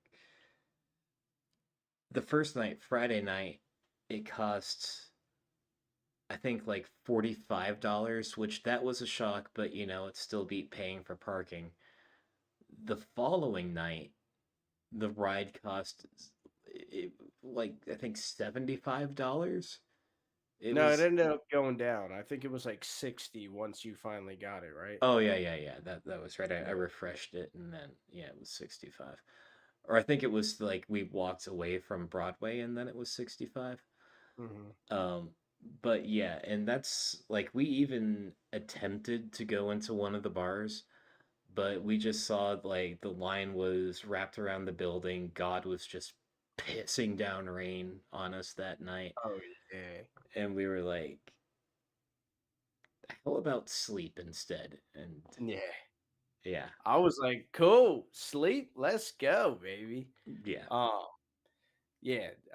Also, the one of the cool things about being out there, man, had to do with the fact that, yo, you guys have no idea. Like I was talking to Jake earlier about the Kill Tony bump. The Kill Tony bump that our boy Offender got is in fucking sane. Insane. Everybody was stopping this guy. He's like, it was like he was Cam Patterson or something. You know, I wish I had a camera. I want to talk to JP about that camera that he puts around his neck and just like walks around. Not that I have the money for it, but when I eventually do, I'd like to have that. Because like if you guys could have saw how often Offender was being stopped, it was like every 30 seconds. They were like, "Holy shit, it's Offender!" Then want to get pictures with him and stuff. And then Offender was really selling himself, and he was like, if somebody's on stage and they fucking suck, I don't want you to boo them. He was like, start going, oh, Fender, oh, Fender. And like, that would have been sweet. But he's talking, it's like an arena that has like 15,000 people in it. So even if you talk to 1% of the people, you're not gonna get that big of a pop, but that's just further proof of how much this guy really puts into his craft and markets himself. So it was really cool seeing that. That had nothing to do with me or the experience itself, but watching Offender do what Offender does best. So that was probably like my second favorite thing. Oh It was yeah. like I was it was like I was walking with a fucking celebrity. I was so happy for him. I was just behind him smiling ear to ear the whole time. Um yeah. But we'll talk more about that when our closer comes on. Mm-hmm. Yeah, it looks like this isn't happening for Will. Will, we might have to write you an IOU, brother. Yeah. Yeah, just Yeah. say the word, we'll get you on. Yeah. Will. Will, you will be on next week, man. I'll make sure you get on. Um and we'll get this all figured out. But here's the thing. Um should we just move on to the next one cuz we just burned up 15-20 minutes. I'd say let's go ahead and do that. Let's ask the chat. Chat, do you guys want to go back to who the second runner up was or should we just move on? This is a community driven podcast. So whatever you guys say. Let's see, what are they saying? They're still writing jokes, which I love. Yeah, of course. We Yeah, have like 5 seconds of latency, so yeah, we got to good hold point. off on that. Hmm. Yeah, Dan Stinson says to give it another 45 minutes. In a perfect world, man. Yeah. Could you let's do this. Could you message Will and say, "Hey man, here's an IOU. You'll be on next week. We'll get this all figured out." Done. Cool. All right, let's move on. Sorry about that, guys. A little technical difficulties on Will's end, but I was really looking forward to talking to him, considering he was out there with us in Nashville. But he'll be on next week. You guys can look forward to that. Funny guy. Amazing spirit that guy has. He's always just happy and awesome, dude. So let's get on to it. The third joke concept of the night. AI has fully taken over. What job is safe? Well, according to you guys, there's quite a few of them. And let's see, the first one that I'm noticing here is Dan Stinson. And Dan Stinson says, somebody is still going to have to operate the conveyor belts that load grain up to Rosie O'Donnell's loft. Yeah. It's. Sorry. I was about to say, it's not a meal unless it's forced human labor. I just lost it. God. Oh, Brian Lewis, I remember who it was, said fluffer.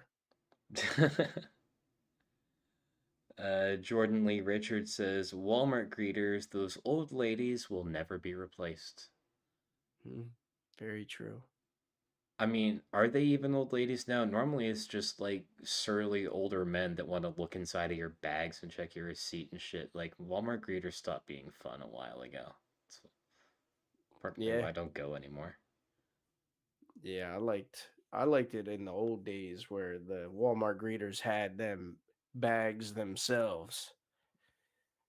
Them old wrinkle bags. I was gonna mention that I liked the stickers that they gave me, but yeah, that too.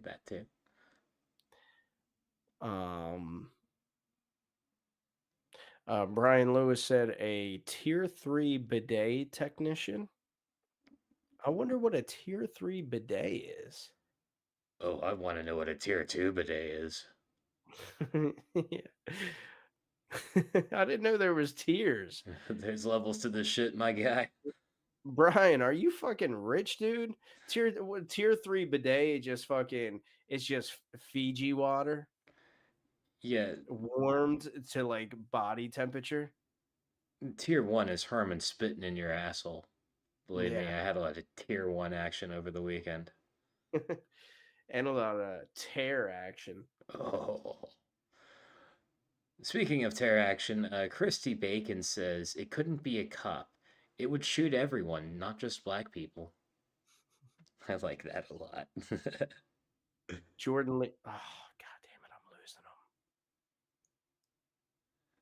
I need to go down to the bottom. It's like does that happen to you? You lose the chat, like it disappears? No. Why is that happening to me? You might have it set to most relevant instead of like newest. How do I fix that? You'd have to go up to the top. Dina Rodina says, a foreign grandpa's interpreter. Nobody understands that motherfucker. Yeah, I just saw that. Gotta say muy bien. Trust. Brian Lewis says, a dildo refurbisher. Just in case.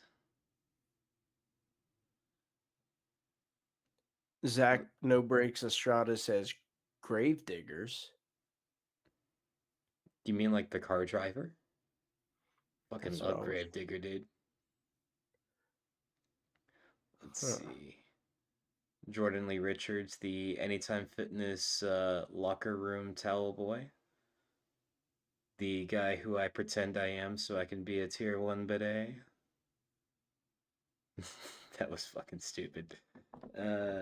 My joke, not yours. No. Kai Unkowski says, whatever bacon does. Yeah, I saw that.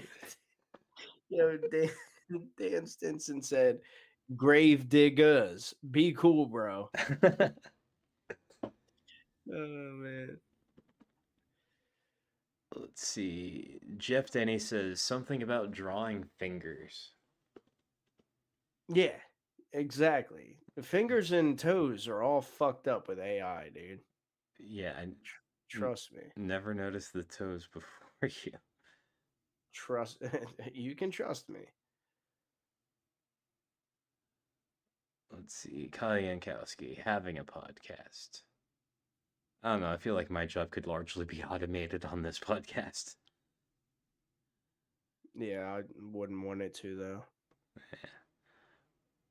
though. Dino Rodino says, Chick-fil-A kids that say, "My pleasure, godless machines could never."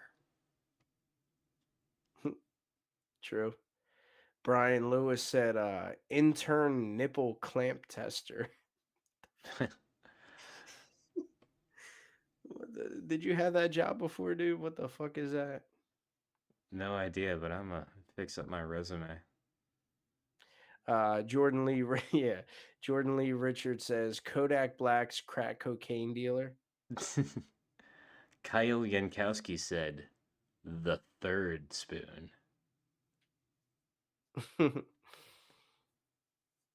Yeah, I guess drug dealers would be safe.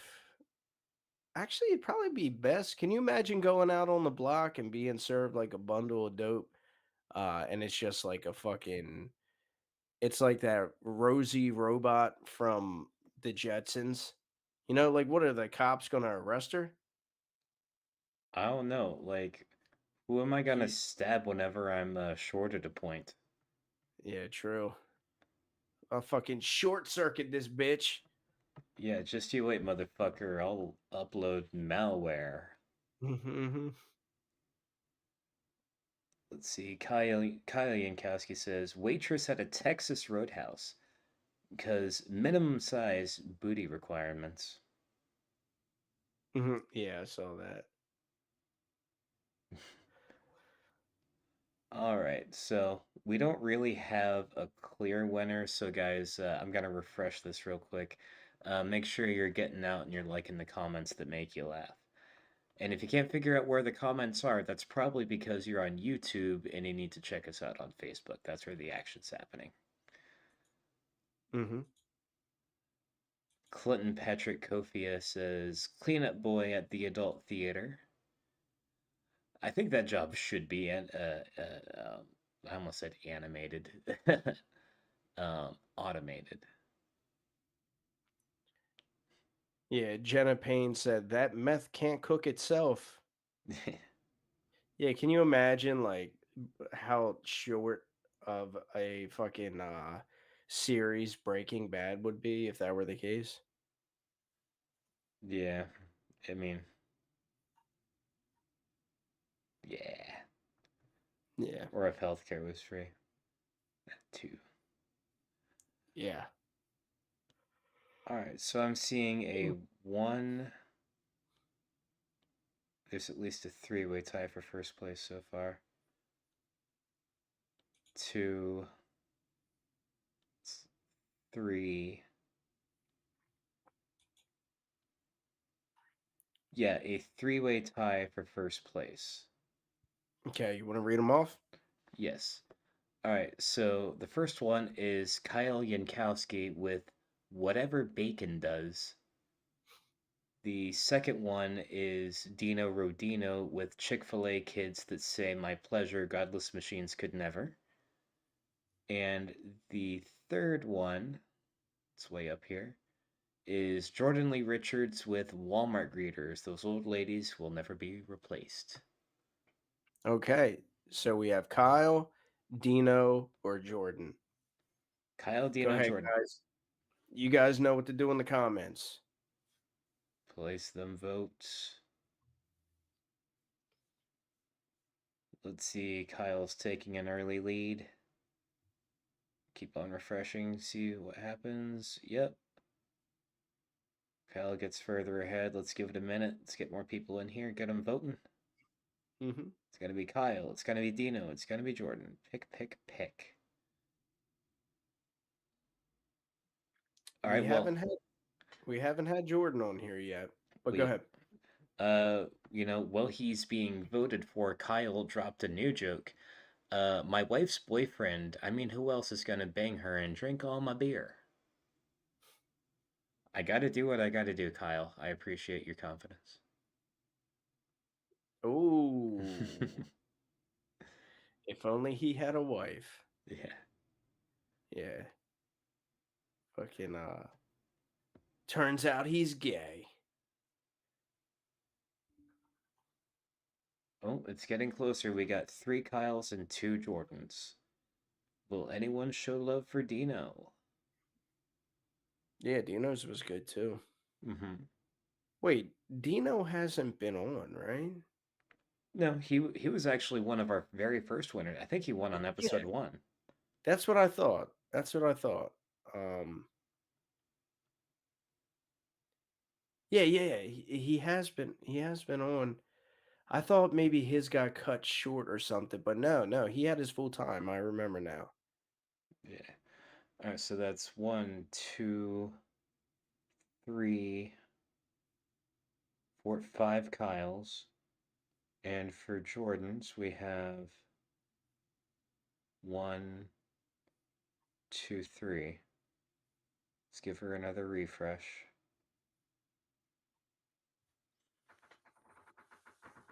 I think Kyle's taking it. Yeah, All right, give it one more refresh just in case. that's fine. We'll make it fair. Yeah. Yeah, I'm thinking Kyle's our guy. We get to do a nose check on him, don't we? Yes, sir. He's gonna be looking fucked up. Oh yeah. All right, Kyle, you are tonight's winner. Watch out for a link coming right your way. Yeah, it's a link to my OnlyFans. There you go. He said, "My nose may have been broken, but my spirit has not." Well, hopefully your internet isn't broken either. I don't want to hand out too many IOUs tonight. Amanda Burns says, "Isn't Dino owed a spot though? Is Dino owed a spot?" Is he? Dino, do we owe you one? Yeah, if there's Yeah. anyone in there to whom we owe one, Yeah. let us know. Because I had Actually, I think we owe one to Bacon. we may. That sounds right. I think, yeah, because Offender came on the one time. Bacon was having trouble connecting. Oh, I think we did make it up because we brought her and I think she just got on with Offender's phone, or maybe like JP, or maybe that's in a completely different series of events. Yeah, that's completely different. Yeah, we owe Bacon. Okay. Guys, do that. If this ever happens to like what happened to Will tonight, just remind us in the future, and we will give you your spot. That that's what it's all about. So, um, Because yeah, neither between the two of us, neither of us are like great rememberers. Jordan said, "Thank God I had to get dressed in this J.C. Penney parking lot. That was close." And There's the there man. he is. There's our fellow Jitzler. What's that? What kind of drip you wearing? What you got? Yeah, what's going on there? What kind of drip? Yeah. Yeah. Oh, I ain't got nothing going on, but I figured it'd be a good Ooh. moment to rock the shirt. You know what I'm saying? Hey, man, I like that. That looks really good on you, man. It's designer. Oh, Ooh. And the that's mug. you got a little cup to go along with it. I see. That had to be expensive, I like do. designer, like some Gucci, Versace. Where'd you get it, my guy? Oh, I got it on Etsy, man, and you know what? It was reasonably priced and ships very easily. Thank you. Man. Hey, that's awesome. Yeah, dude. And then also you left us a nice review, so I appreciate that. Of course. Yeah, man. You guys are awesome. Yeah. So you are known as our what do we call you? Our Our positive correspondent. Yeah, I guess you could say that. Well, you're definitely not. You're definitely not our African American correspondent. We have Our- one of our self-care No. curator. yeah, That title's taken. yeah. That title's taken. But what happened with the nose, bud? Dude, so I was at work, right? And I was like, trying to put like this giant thing of bacon on the top shelf in the walk-in. And like I just lost my grip for a second because it was like in an awkward position up there. And it just slides like full arm length straight down onto my face. Oh my god. Yeah, that's why I always say never trust bacon. There's two things that the audience wants to know right now. Yeah, I know the concept. The second thing is, why is Kyle drinking a bottle of hydrogen peroxide?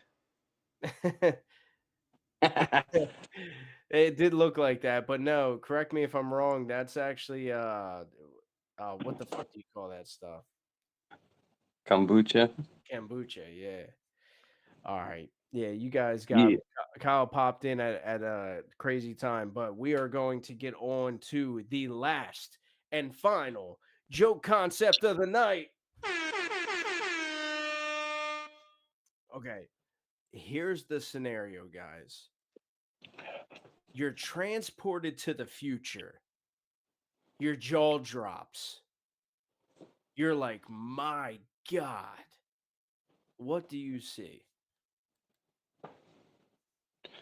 Red Band's mom. Yeah, there we go. Red Band's mom. She'll never die, dude. Nah, Red Band's mom. You just see like a big fucking like what was the movie? Like like a statue of Zeus or something, but it's just like Red Band's mom. It's so big it just like blocks out the sun. Just looks like the marshmallow guy from Ghostbusters. Yeah. There you go. There you go. But yeah, you're transported to the future. Your jaw drops. You're like, my God, what do you see? All right, just had to repeat it one more time. I like to always do it twice. So, Kyle, so are you thinking about hitting any mics? I don't know. I'm starting to get a little more confidence doing this, though. You Yeah, should. I agree with that, and I see that.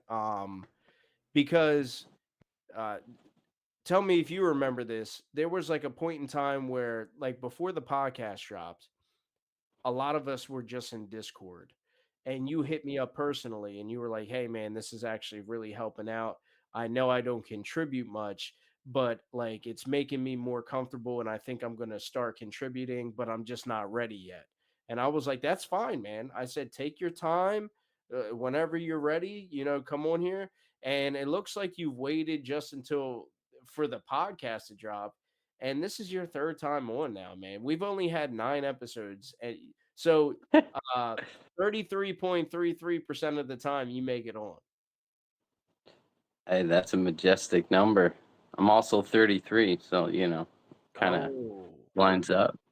33 is the number that enlightens the brother. I don't know how many people out there are Can I Bus fans, but I am. Yeah, 33 is it's that number, dude. Yeah, dude.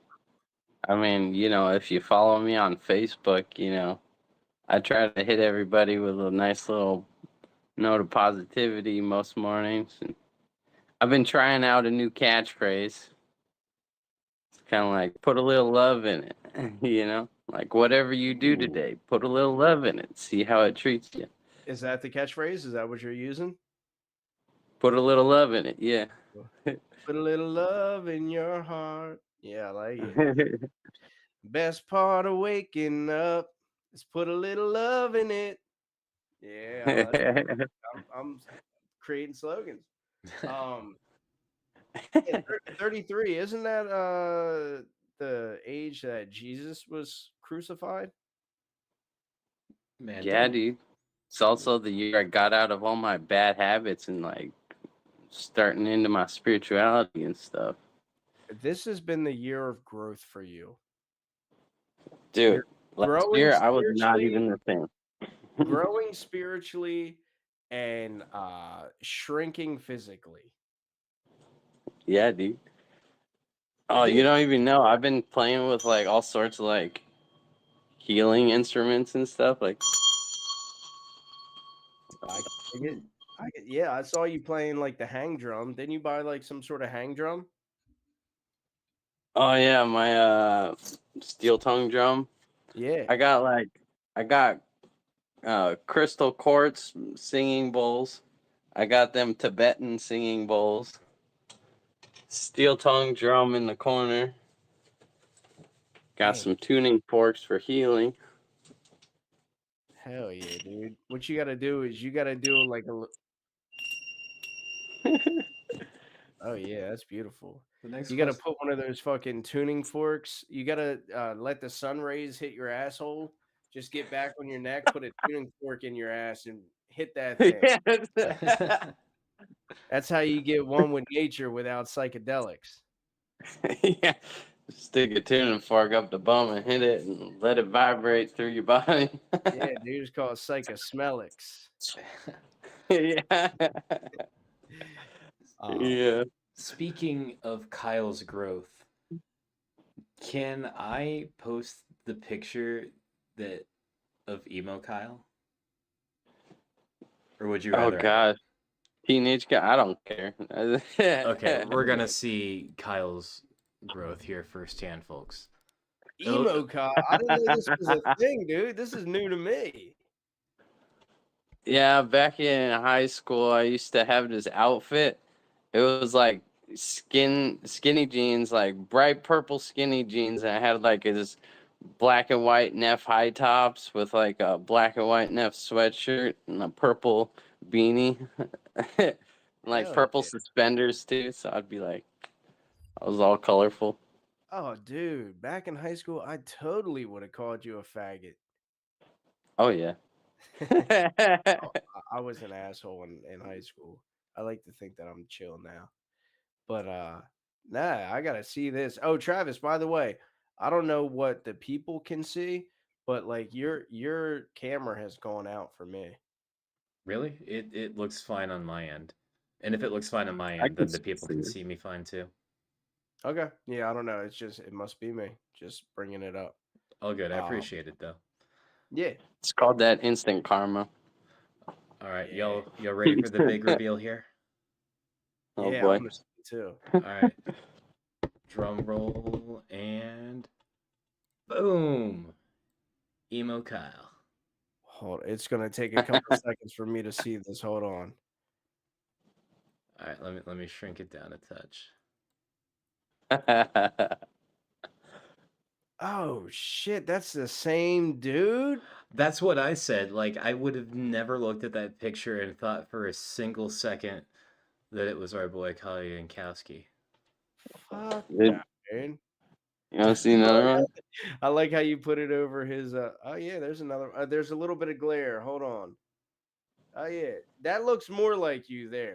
Yeah, more like you. Still, it does look like like even if that fella had a mustache, I'm not sure that Yeah. that's wild. You've I come like up. Dude, I was scrawny growing up.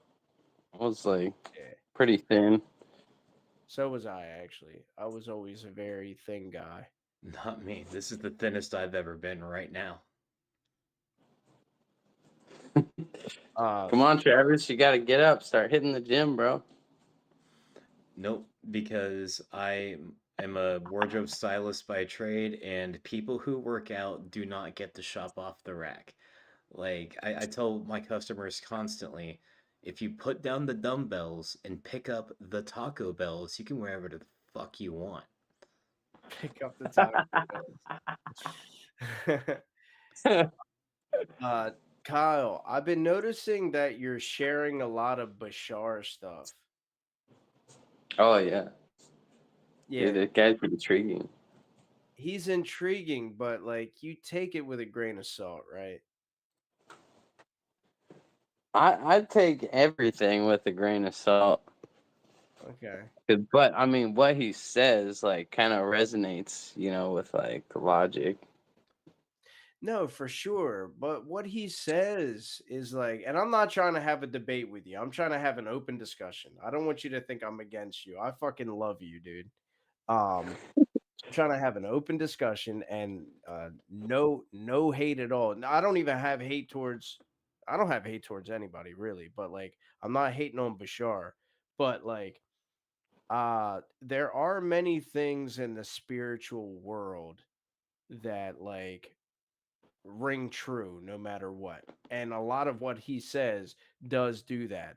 And I think this is one of the instances where it's like you need to just focus on the message, not the messenger, you know. But I don't truly believe that this man is channeling some alien being. I think he is just like if he were saying things that were just like so profound that have never been heard before, right? And it's just like, oh wow, that really resonates with some like spiritual texts, or that really resonates even with the individual, then yeah, it's one thing. But it's like the guy is very smart and he is a very good public speaker. Uh and he utilizes those to like almost put on a performance. Which I mean, that's why I said it comes down to like you can't hate the message. Well, don't hate either the message or the messenger, but listen to the message, not the messenger. You know what I mean? Yeah. He's not channeling some fucking alien from Uranus or whatever. Hey, you don't know that. I don't. You're right. You're right. But like, what's something profound that he has said that's like really captivated you that you haven't heard anywhere else? Hmm. The concept of what God is. What did he say about that? You're saying like God is pretty much all that is, like everything, and the existence of our intellect and how we express ourselves is also like in a sense God expressing himself through us. So we are all like connected to God directly because you said it in a phrase of like, so you take an ice cube and then break it into a million pieces.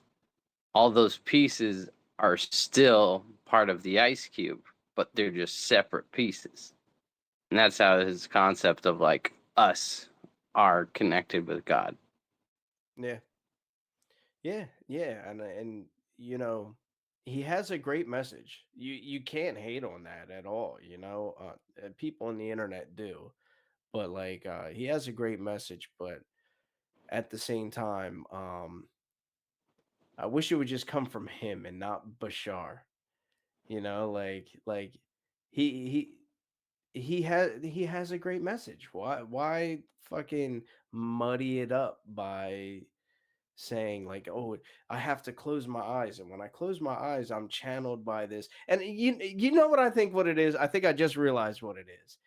It's the fucking it's like the tone in which he says it as if like it not condescending, what's the word? Like pretentiousness. The pretentiousness behind how he delivers his message kind of like turns me off a little bit. And it's like, okay, so you want to create this character that is Bashar so that you can proceed to be pretentious, but you could say, oh, that's not me being pretentious. That's this alien that I'm channeling. You get what I'm saying? Can you at I least get what understand you're that? saying. Yeah. It's kind of like, you know, I could do that. Like, the whole the symbol for Yahweh, how it was just four letters, like YHWH, and the Hmm. whole concept. It's like going like, the four letters are directly related to the four elements. The element of fire equals willpower, and the element of water equals emotion. Earth equals grounding, so you stay close to the earth and you will stay close to the ground. Air represents breathing, so we are all connected through the breath, like that kind of thing. Yeah. So now, was that Bashar or was that Kyle? You know what I mean? Oh, that was the gas pains in my stomach. I wish I had a fart noise on this fucking soundboard. I got you. Yeah. Nothing in the chamber right now. I'm sorry. He just shit himself. You need some napkins for that? Yeah. Just Nah. let it crust. I just wanted to bring it up though because you're sharing it. But here's the thing though, every time you share them, I watch them. You know, so the guy is doing his thing, and he does have a great message. Oh So yeah. yeah, It's really just about like don't be a douche. Like, yeah. just follow your passions, take your career as far as you can. Love everybody. Like just stay away from all that negativity, you know. Let me ask you this, because it's already been brought up on the podcast today. You ever listen to Terrence McKenna? Uh-uh. Yeah, dude, check him out. Yeah, he Okay. talks to aliens too. He's just more honest about where it comes from.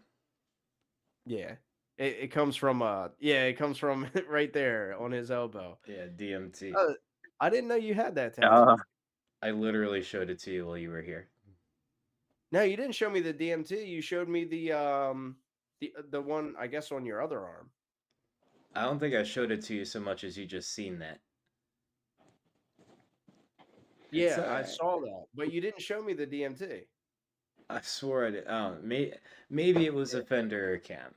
Yeah. It wasn't me. It was I would remember that because it's funny. When I was younger, I was gonna get that tattooed on me. Yeah. But yeah. He talks to what he describes as Travis, help me out, like self dribbling basketball. What did he Self-transforming machine elves. self transforming machine elves through smoking DMT? But he doesn't channel them. He just sees them when he smokes DMT, and emails. yeah, he's I've heard of like people seeing like weird elf-like creatures. yeah. Even Rogan talks about, when he's smoked, he sees like this jester and it's kind of like taunting him. He said he smoked DMT one time and there was like these three jesters and they were all going ah, like flipping them off, right? And he took it as like you're taking yourself too seriously. Like they were making fun of him, like, yo, man, stop taking yourself so seriously. Everything's a fucking joke. Well, But yeah, I mean, that's the whole point of life is just to have fun and enjoy it for what it is. Stop yep. feeding into all that bull crap that brings you down because it doesn't matter. And a great way to do that is, guys, every Thursday night we host this podcast called Comedy Writers Guild. If you ever want to get away from the bullshit in life and you need three jesters on here flipping you off, telling you stop fucking taking things so seriously and like let's all just get together and laugh in a community. That's what it's all about.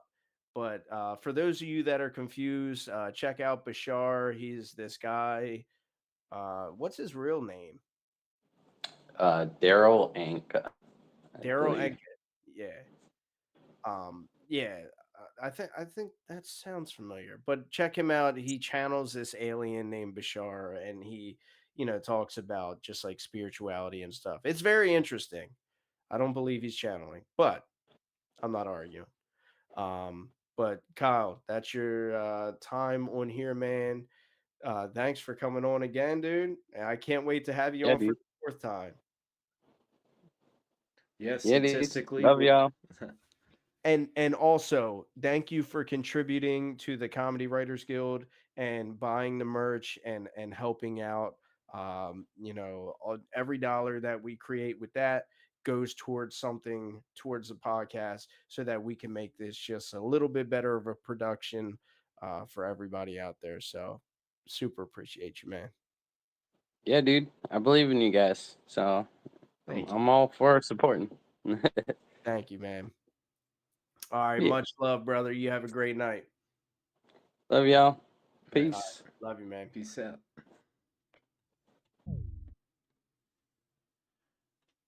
Refreshing as always. Like a Oh yeah. big sip of water straight from the Stanhope cup. Yeah. Yeah. That water would taste much better if you were drinking it from a Comedy Writers Guild mug, right?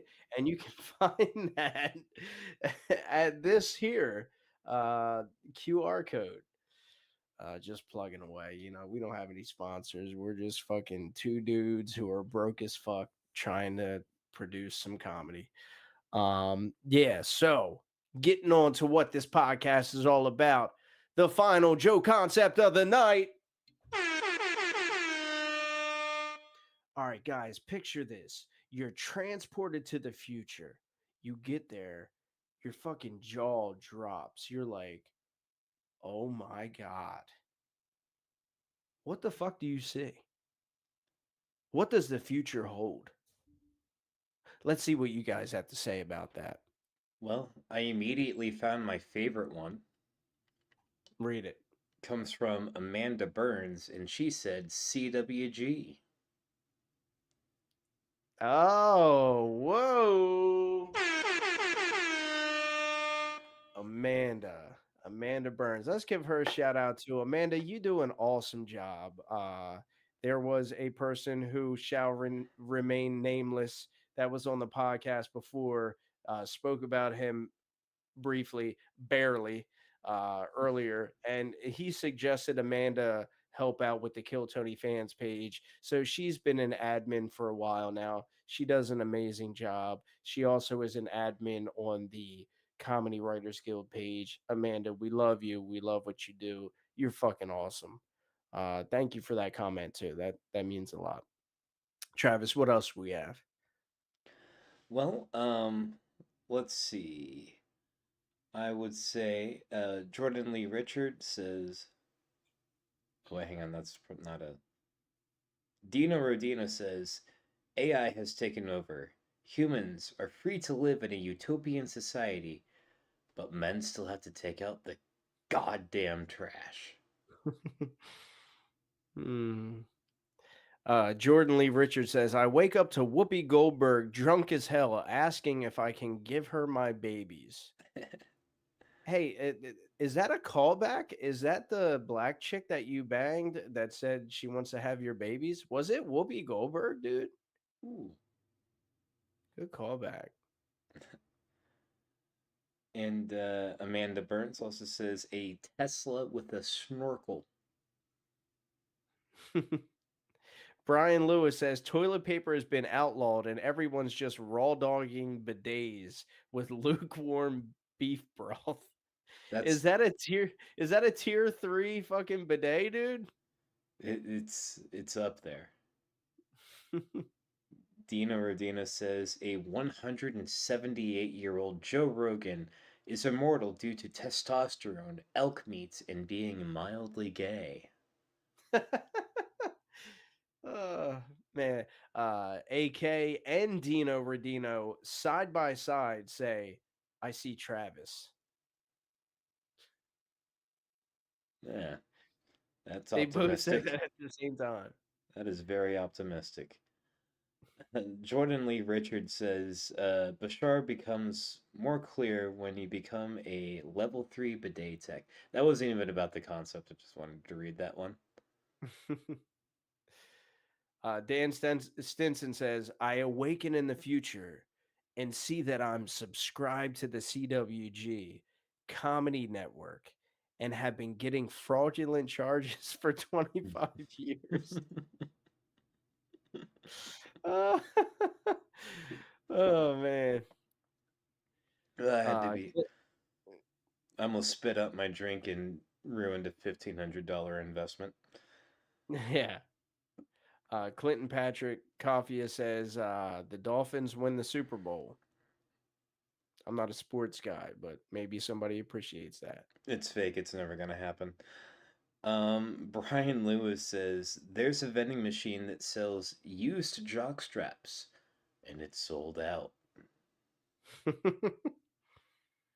Jordan Lee Richards says, I wake up to Harmon reading a book to Terrence McKenna on comedy. That'd be awesome. Let's see.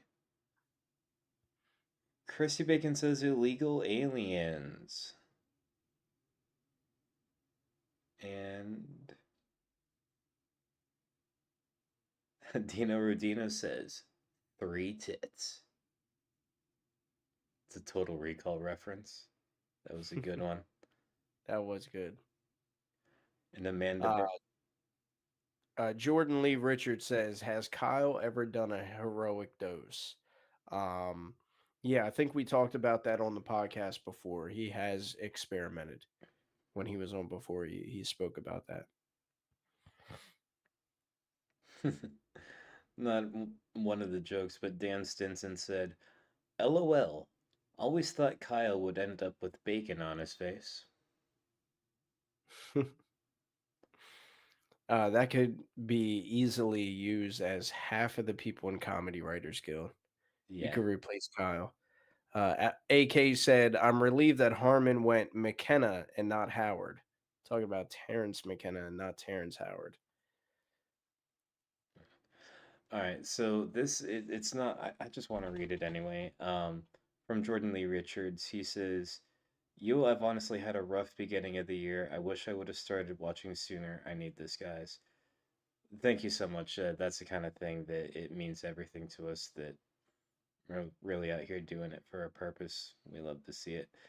But on a funnier note, Hold on 1 second. I'm yeah. so sorry. My ADHD kicked in and I was reading something. Could you reread what you just read? Yeah, that was from Jordan Lee Richards. He said, "Yo, I've honestly had a rough beginning of the year. I wish I would have started watching sooner. I need this, guys." Oh, thanks, Jordan. Appreciate that, man. Sorry that you had a rough beginning of the year. Yeah. I think I know what you're speaking of. But yeah, man, it gets better. It gets better. I actually had a rough beginning when I started the William Montgomery parody account. I was probably in the lowest point of my life. I had my kids, probably damn near almost lost my house, financial issues, all that with me starting a company was way in over my head. And I'll tell you, like a year and a half, 2 years later, things get better, man. But thank you. Yeah, I'm glad this helps. Hopefully, the Comedy Writers Guild. That's what we're here for. I had a rough week as well, and I'm forgetting all that bullshit right now by being here and hanging out with you guys. Yeah. Yeah, that's yeah, I'm really glad that we have guys like Kyle and Positive Pothead Offender in here to be positive because I'm not. Don't come to my Facebook looking for positivity. I post shit like, "Damn, why is everyone in Green Hills a bad person?" Or "You never see a white woman with a Gucci bag who's a good person." It's like I'm the wrong Actual one. quotes from your Facebook. Yep. Yeah, just absorb the positivity from those two. I got none of my own, which I should work on. It's a character flaw. I get it. Nah, it is what it is. But I'm seeing a ton of ties for first place. So remember, guys, go through the comments, hit like or hit haha, hit any type of react on the ones that you find funny, and help us narrow it down a little bit there, eh?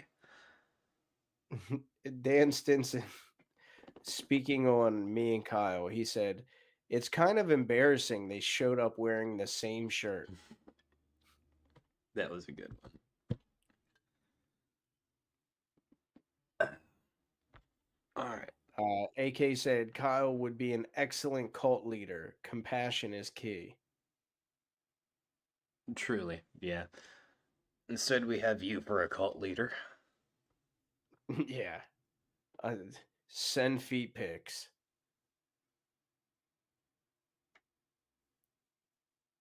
Hang on, I don't know if this is a joke or not, but Kyle Yankowski just said it. Um, I saw whatever I saw when Zach No Breaks Estrada FaceTimed me on Facebook, his crotch in only undies, with a gun arm and a paintball mask and some kind of army helmet. Whatever the fuck he just said, I can guarantee you that it's no type of exaggeration. Yeah, I don't think that was a joke or an exaggeration. We all know no breaks. And dude, That sounds like his character. Yeah, no brakes goes hard as fuck. He truly has no brakes. Yeah, he has no brakes on his wheelchair. It's all downhill from here. Nah, we love no brakes. He's the man. He's a G. Like, yeah, he sends me these voice memos at like 2 a.m. at night. It's like one of my favorite things to wake up to. Oh, dude, he sends it to me at like 8 in the morning. He's like, "Hey, good morning, brother. I hope you have a good day." He's Yeah, positive too, man. He's very positive. yes, we stand no brakes in this chat. All right, let's see who's winning so far. I think that the most any of them has is 4 reacts. And let's see. So, one of our leaders is Amanda Burns with a Tesla with a snorkel. Oh, I think we have. Oh no, we have 2 people that have pulled ahead with 5 reacts. Okay. Let's see if anyone else has 5. I really don't think so. No. Okay, you want me to go ahead and read off our 2 top contenders? Yes, sir. All right. Number 1 with 5 reactions is Clinton Patrick Kofia with the Dolphins win the Super Bowl. I know you're not a sports guy, but trust me, that's hilarious.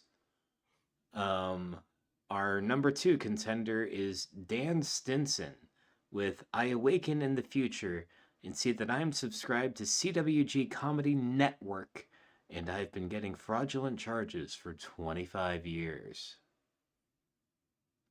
All That's right, a hitter. shall we begin the votes? Oh, there were 2? Yeah. There were 2. Let's begin the votes. All right, guys. All right, guys. So Clinton Patrick or Dan Stinson? Dan or Clinton, Clinton or Dan? You will decide. Yeah, I haven't seen a Fender in here tonight. I haven't seen any of the crew here tonight. There must be something happening in Austin. Yeah, must be going on. I would like to know if he's still coming on. Offender, if you're watching, let us know in the comments if you're still going to be closing. Or, if you've made it to the big leagues and you're too good for us now. I mean, that's totally fine, but just let a brother know. You know what I mean? Yeah, I mean, I don't know what the big leagues looks like, but I imagine it's getting stopped every 30 seconds in Nashville, even when you're not wearing the trademark outfit, because that's real too. Fender was only wearing the jumpsuit one of the nights we were there, and people were still coming up to him when he was wearing something entirely different. Yeah. Maybe not Yeah. quite as much because it wasn't like bright orange, but like people still knew exactly who the fuck he was. Oh, yeah. And let's just say, with the outfit he was wearing, he still stood out, but he looked sharp, dude. Yeah, I know. I Yeah. actually I sell that outfit for a living. That's no lie. I do. It came from my Yeah. store. Not my store, but a store linked to mine, which I will not say the name of because I want to keep that job. Yeah. Yeah. Fender was looking super sharp, and yeah, he's just swimming in pussy. Well, I think he's narrowed down his pussy. I don't want to talk too much about his personal life, but he be getting it. Oh yeah. Yeah. I mean, he's funny. He's a good-looking guy. He's got that ruggedness to him. He's very personable. He's very respectful. That's one of my favorite things about him. He's very respectful. Every time me and him FaceTime almost every day. We haven't this week. We both been busy. But sometimes I'll have like my daughter in my arms and he's like, "How you doing, pretty lady?" Like he's he's just a very good guy. Don't let the 13 months in prison fool you. He's a good guy. Oh yeah. I mean, I don't know. I tend to like people who have spent a little bit of time in prison. I learned jujitsu from a man who came out of prison. That's why my collarbone is broken. How? All right. So the voting is going very in favor of Clinton, but Clinton also said that he's at work right now.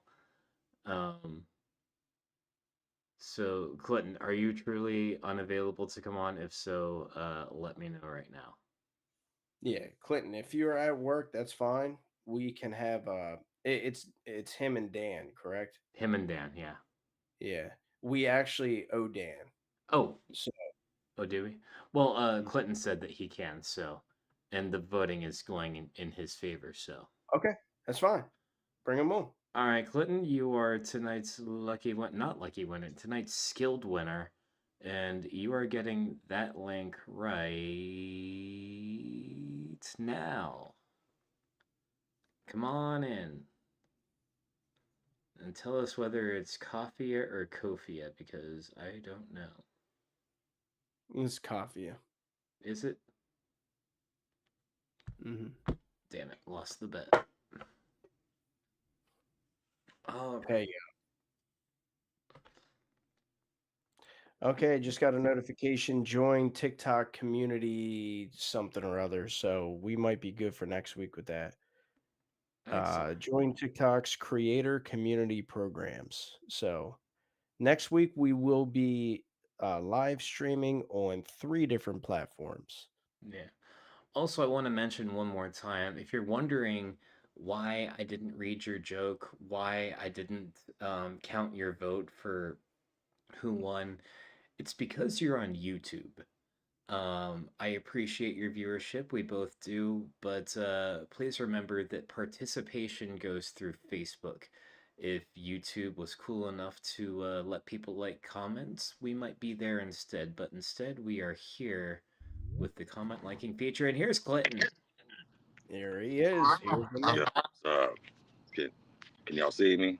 Hear me? Hear you, We can yes. hear you. We can hear you. For See if that production works. purposes, we would like to be able to see you as well. Yeah, I'm trying. You're good. I mean, if you're not ugly. If you're ugly, I'm keep it. bro. Yeah. You'll probably recognize him, Travis, once he comes on. He's been in the Discord. It's not gonna work, guys, and I just had somebody pull up. I apologize. That's fine, man. We'll owe you one. All right, brother. All right, man. Have a good night, bro. Oh, bye. Yeah, that's fine. We'll owe him one. We also owe Dan. All right. Well, and then here's the thing: we also owe Bacon. So if Offender's not coming on, instead of having Offender as the closer, we will have Bacon as the closer. Sounds good to me. All right, Dan, you're tonight's both lucky and skilled winner. Prepare to be linked. Can you close Clinton's tab, please? Yes, I can. Thank you. Oh, crap. I keep on forgetting that I need to click this and not right-click, and bam, bye-bye. All right, one moment while I find Senor Stinson here. There he is. I'm going to message Offender. All right. All right, Dan Stinson, the link has been sent. Now send your ass over here, Mr. Big Winner.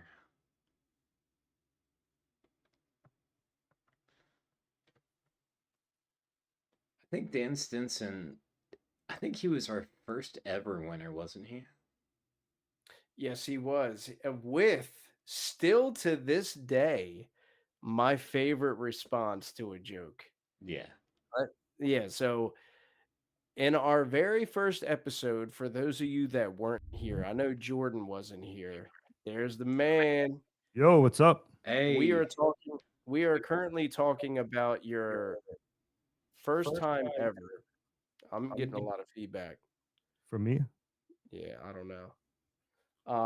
Your first, you were on, I think you were our first guest ever, correct? I was on I think I was on like the third one or something like that. I won a couple times, I think technically, but like the first time, I was like on vacation with the kids and stuff. Yeah. Yeah.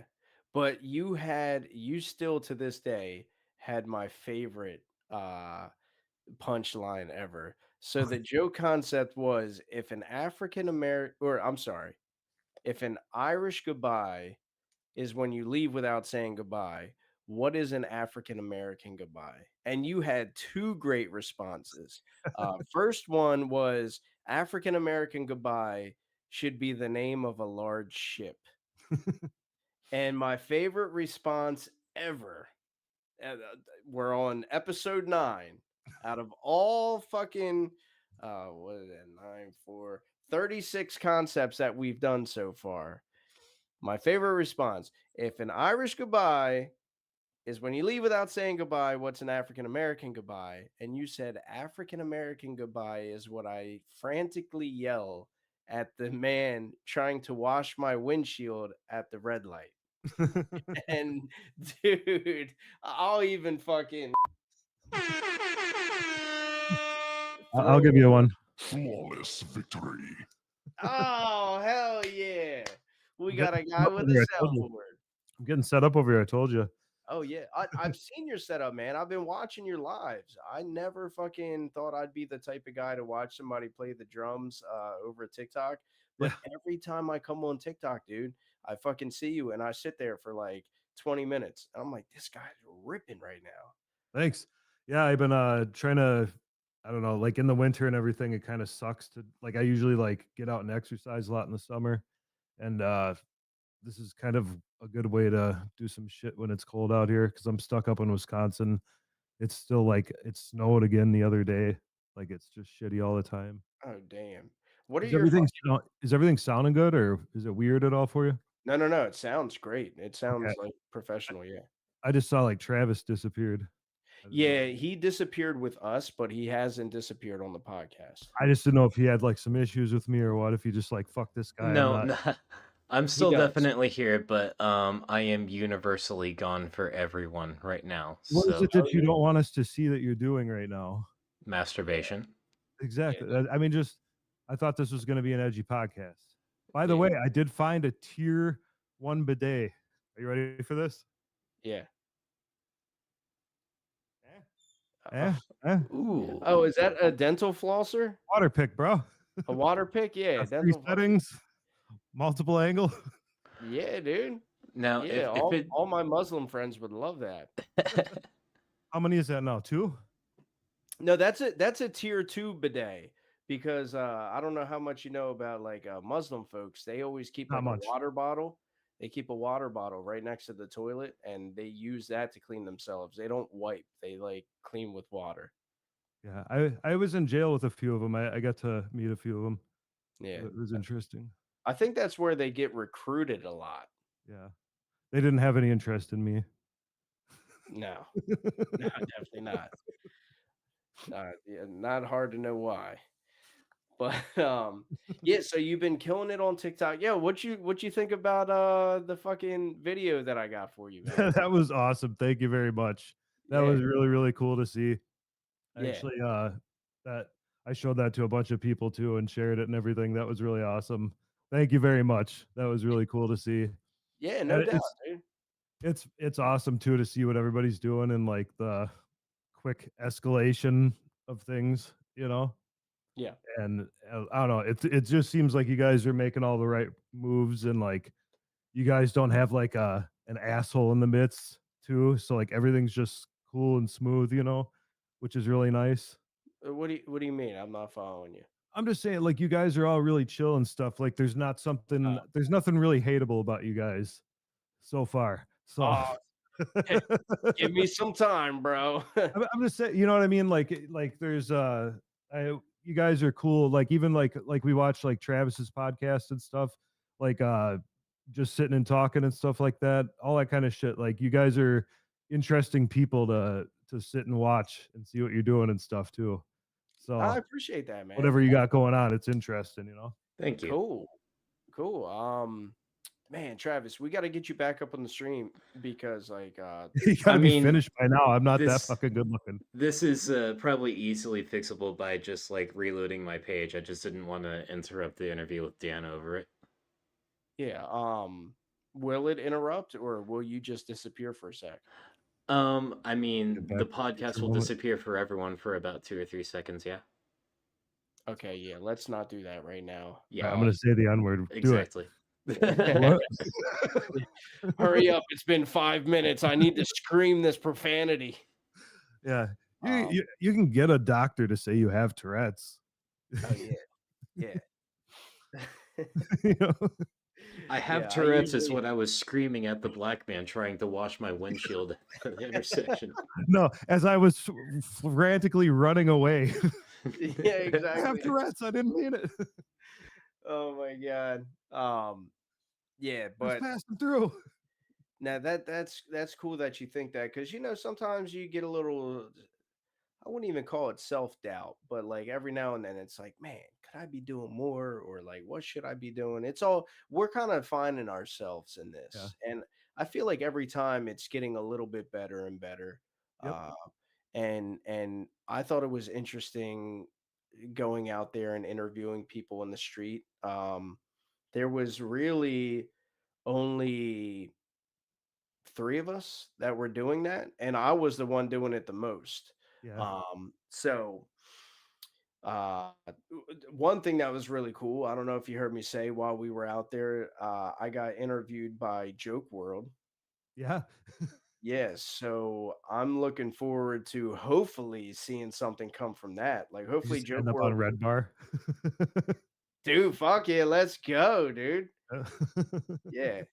And I also have this How'd that go? The interview. dude, like here's the thing. I don't even talk highly of myself. I'm one of those people that I'm more like I talk shit on myself. Yeah. Like I'm always like, man, I could have done better or whatever. I'm just like my biggest critic, you know what Yeah. I mean?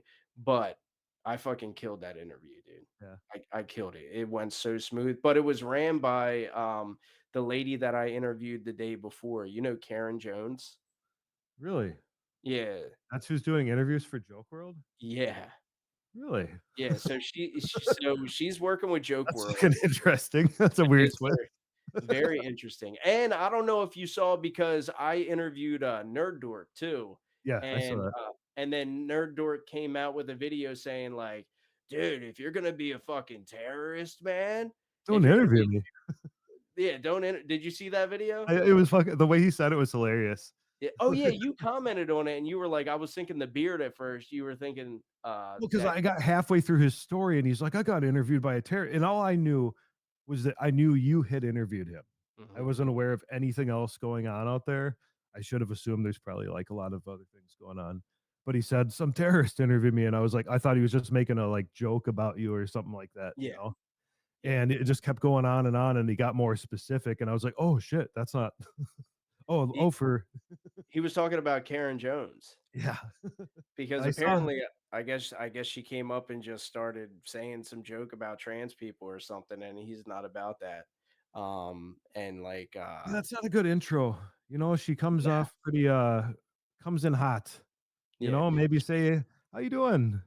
You know, what's your yeah, favorite? yeah. What'd you have for lunch today? You know, start with that. Don't be like, rah, fucking What's your creative writing process look like? It's that simple. yeah. But I I got to go back and watch. Excuse me, the interview that I did with her.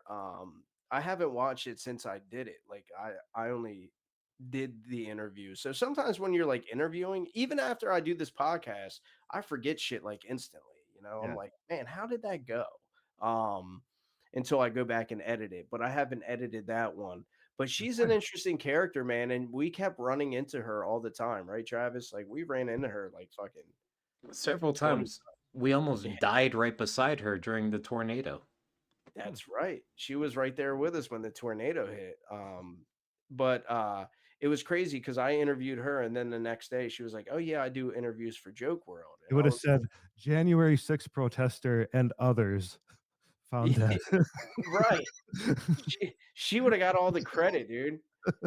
That's like being what is it like Isthmus and whatever the fuck the dude's name was that would like died on the cross next to Jesus. Like only Jesus has his name really in the Bible. They're just like honorable mentions. Oh, yeah, She would have Jeff been, or something, right? huh? Barabbas, Jeffrey. I don't Yeah, Jeffrey. Yeah, yep.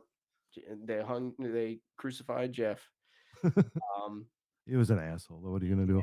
he was just frolicking with whores. Some of the people that were crucified probably fucking deserved it. I'm just saying.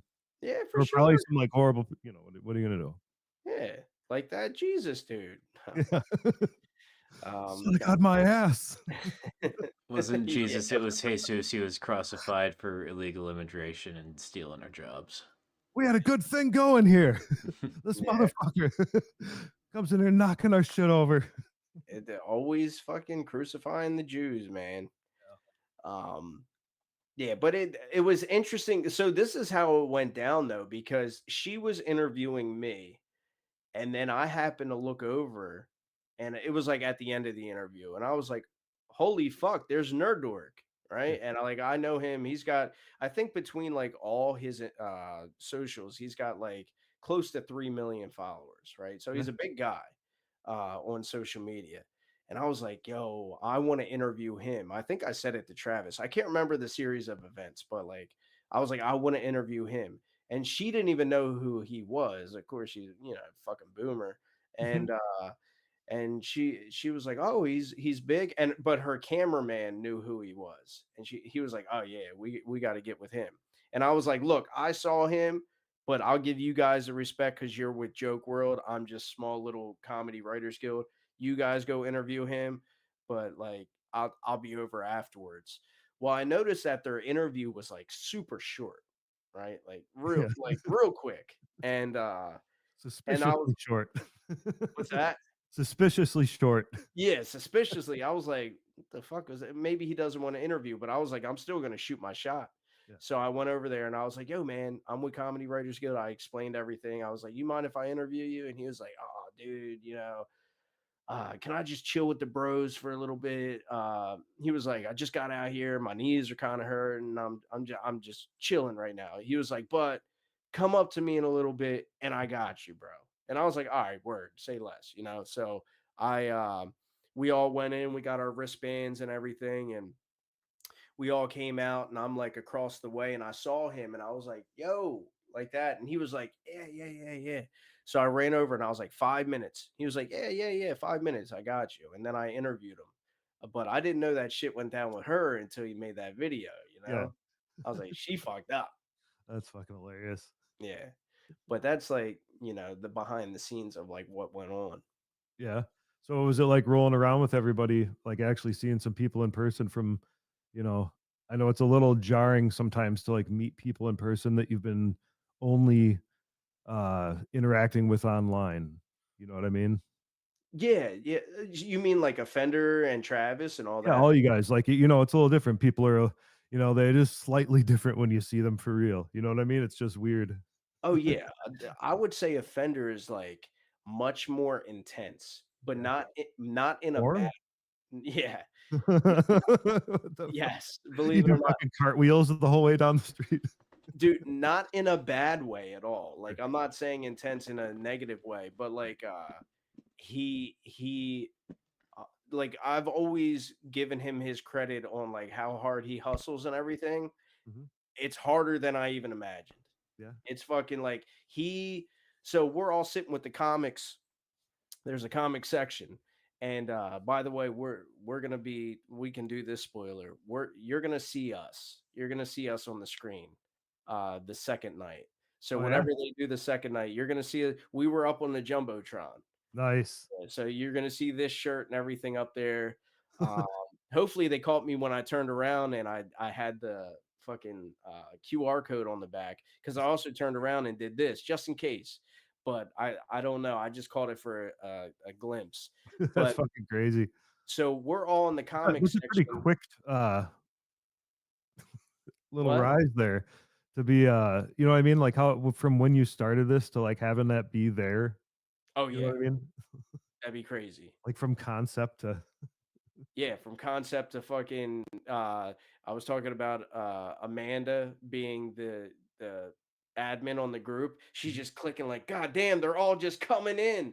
Yeah. They're coming in hot. That would be sick, man. But so there was this comic section, and Mhm. it's divided by this row, where you walk up and down the steps, and then they left all these seats like empty, probably like the first like 5 seats empty all the way down the row. Mhm. And then other people like bought those tickets.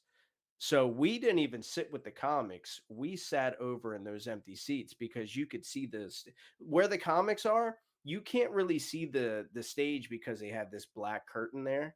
Okay. So we were sitting to the left, so we were like looking Tony right in his fucking eyes, like we're right there. Um and so it was strategic. Like everything Comedy Writers Guild did and everything that Offender did, it was all strategic to be seen, be heard, whatever, get the name out. So, dude, it was like a dope ass business trip slash partying with the boys. Yeah, that's And awesome. and so like what Offender was do, like we're all the comics are there, and I'm like, yo, where the fuck is Jacob at? And we're looking around for him. Dude, he's walking around the arena. And he like came and got me one time. He's like, yo, come here, come here, come here. Right. So I'm like, all right. So I followed him and he's just like, watch this. He's walking around and people are like, oh shit, Offender, and he's just like trying to act all nonchalant about Great. it, like, hey, yeah, what's going on, guys? But he was just eating it up, man. And I loved seeing it for him. You know what's really awesome though is like so many people go up there and like think they're gonna just fucking wing it or do something amazing or like some little bullshit they do is gonna be great. Like he went up there and he was ready and like Yes. did it and fucking pulled it off and fucking nailed the interview and didn't come off like a fucking, whatever. We all kind of see the things I think that would like set off, people on the stage usually or like, get you kind of booed out of the room. Yeah, yeah. He had a strategy. He had a plan. He executed it perfectly, right? He got pulled And on fucking stage without a ticket. He got pulled. He fucking pretty much like barked himself up onto fucking Kill Tony. Do you exactly, realize that? Yeah. exactly. That's And, never and happened. the key was not being a douche, right? And then when Tony was like, because Tony told Cam, like, oh, don't talk to the people in the audience. You know how they could be crazy. And he just sat down and crossed his arms. He was like, I'm chill. Still He was like, I'm chill. And he was like, has oh, energy though. he was like, actually, you are chill. What's your name? And then like Tony was interested. So Mhm, he knew how to play the game, right? mhm. So then when when Tony was like, I don't know what he said, like tell us a little bit about yourself or something like that. He did what nobody else would do. And he was like, well, look, I got my name in that bucket. As soon as you pull my name out, you'll learn about me. And then just like sat back. And Mhm. Tony's like, who the fuck is this guy? I got to get him up on stage. So it's like it it's like chess not checkers with him. Yeah. Yeah. That was great to see. That was a good that was definitely a moment. Oh yeah. Oh yeah. And the fact he not only himself, he just reps Comedy Writers Guild so hard too, and that's beautiful. There's a giant fucking orange jumpsuit with the fucking logo on it. Yeah. Yeah. Yeah, yeah, it's insane. But enough about us. Real quick, like, what's going? Plug your stuff, man. You are a killer at the drums, and like, what are you trying to do, or what are you doing? Right now, I'm just trying to uh, play the drums and like have people watch and stuff, and kind of do that for now. While I get all this kind of stuff situated. Ultimately, I want to start a podcast. I want to get like a couple people that I have some like, you know, whatever the fuck with, that we have some good back and forth. Yeah, is it going to be like a music podcast, or like what's your style?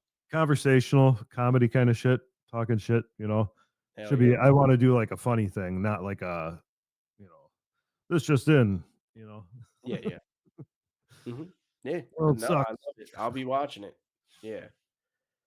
Yeah, I Um. want to. I want to do a lot of stuff. I just right now just to kind of get used to using all the shit and get stuff going. I've been doing the stuff on TikTok, which is kind of fucking lame. I downloaded TikTok in like 2025 and trying Yeah. to learn how to use all this stuff.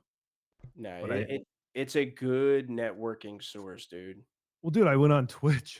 In my mind, I thought it just like I thought you go online and like it just streams, it just funnels fucking people to you or something. And I sat there for like 3 hours playing, and there's probably like one person that went on for a second and left, and then it was like, oh, I've I, never been on Twitch, so I don't know. Travis would know all about that. I think you might I think you might need to build a following out of something else and like transport it over to that. Yeah. Exactly. The only reason I did even okay on Twitch, like I got monetized on Twitch, but that's only because like I got into like Twitch Facebook groups and started networking with those people, made friends with them, and then they would bring their stream over to my stream, and then like I would get a few regulars out of that. It's kind of similar to what we do a little bit, just, less so with other Twitch streamers and more so with like stand-up comedians. But yeah, no, it's not something you can just, go live and expect to get viewers. That's not how it works. TikTok, But that's how TikTok works. yeah. Yeah. Every time I've gone on, and I'll probably go on tonight. It's been like ruining the rest of my days because I stay up till like 2 in the morning now playing drums. My fucking hands are falling apart. Well, Um, well, you have people asking in the comments, like Amanda Burns, she said, where to watch. I'll listen to some drums. Jordan wants to listen. So it's Danzilla Drums, right? it's either I think it's Danzilla Drums official. I Oh, I really? made I made an account for like a fucking day and I couldn't figure out how to get back into it. So there's an account with like 200 followers and then there's one with like 2000. The one with like 2000 is the one that I'm on. I Okay. can't, and I've tried to like report the other one as like a fake account impersonating me, and they keep just telling me it's bullshit. Yeah. They're like, it's linked to your phone, asshole. Like I know they're not looking into it. Like, Yeah. No. Some tier 2 self-promotion right there. fucking bullshit. So yes, Danzilla Drums or Danzilla Drums official. Well, what's the one that you're on? What do you mean? Oh, on TikTok? Yeah, because you said you can't get into the other one, right? So what's the official one? Is it the official? I believe so. Oh man, then I fucked that up for Yes, at Danzilla Drums official. I fucked that up when I saw Michael Gonzalez and my bad. It's okay. I don't think he's gonna be looking that up. No. Nah. Nah, he's to be honest with you, I was super hopeful that because I talked to his manager afterwards and she gave me his email because they were gonna come on the podcast. They haven't even responded back to me. So like, he was probably just being nice, which is fine. You imagine he like looks me up and starts like talking shit online. Like, hey, this guy says you fucking want to beat me in a fucking drum battle. What's your problem? Yeah, yeah, yeah. Yeah, Starts making a whole thing. he just sends you anthrax in the mail. That's Um, old school. I don't know if they do that anymore. we got to bring it back. Yeah, I'm tired of this new age bullshit. COVID, fuck that. Let's bring back anthrax. I'm sure we're gonna have something new soon. Yeah. You heard it here, folks. But yeah, Danzilla Drums Official Mhm. on TikTok. Guys, go follow him. Yeah, it's dope, man. And I can't wait to see what you're gonna be doing with the podcast and all that. Me How too. I'm does still trying to formulate it. how does the mic sound? How do I sound right now being this far away? Perfect. Okay. And does this sound better when I'm closer like that? It's more bassy like that and more Yeah. full. I Okay. mean, you can either, if you're gonna pull it back, then crank the volume. If you're gonna, if you're gonna be closer, then you can bring the volume down a little bit. But if you're Yeah. gonna sit back regularly, just crank the volume. You might get more room noise, but if you're gonna sit back, you can just compensate for that with volume. Yeah. Yeah. Well, also, I'd like to thank you for being my unofficial official sound guy as well. Absolutely. Yeah. Anything else you want to promote or plug? Nothing I can think of. Just yeah, just the usual shit. Just want to say the stuff about like I appreciate you guys and everything you're doing out here. It's awesome to see how it's growing, and I hope it keeps going that way. I've been saying a lot. Thanks, man. Well, just to let you know, we will I at least will be going to Madison Square. It is coming out August 16th. It's a Saturday. Yeah. So luckily, it's not a Friday and Saturday event. It's just Saturday, so I don't have to call out of work.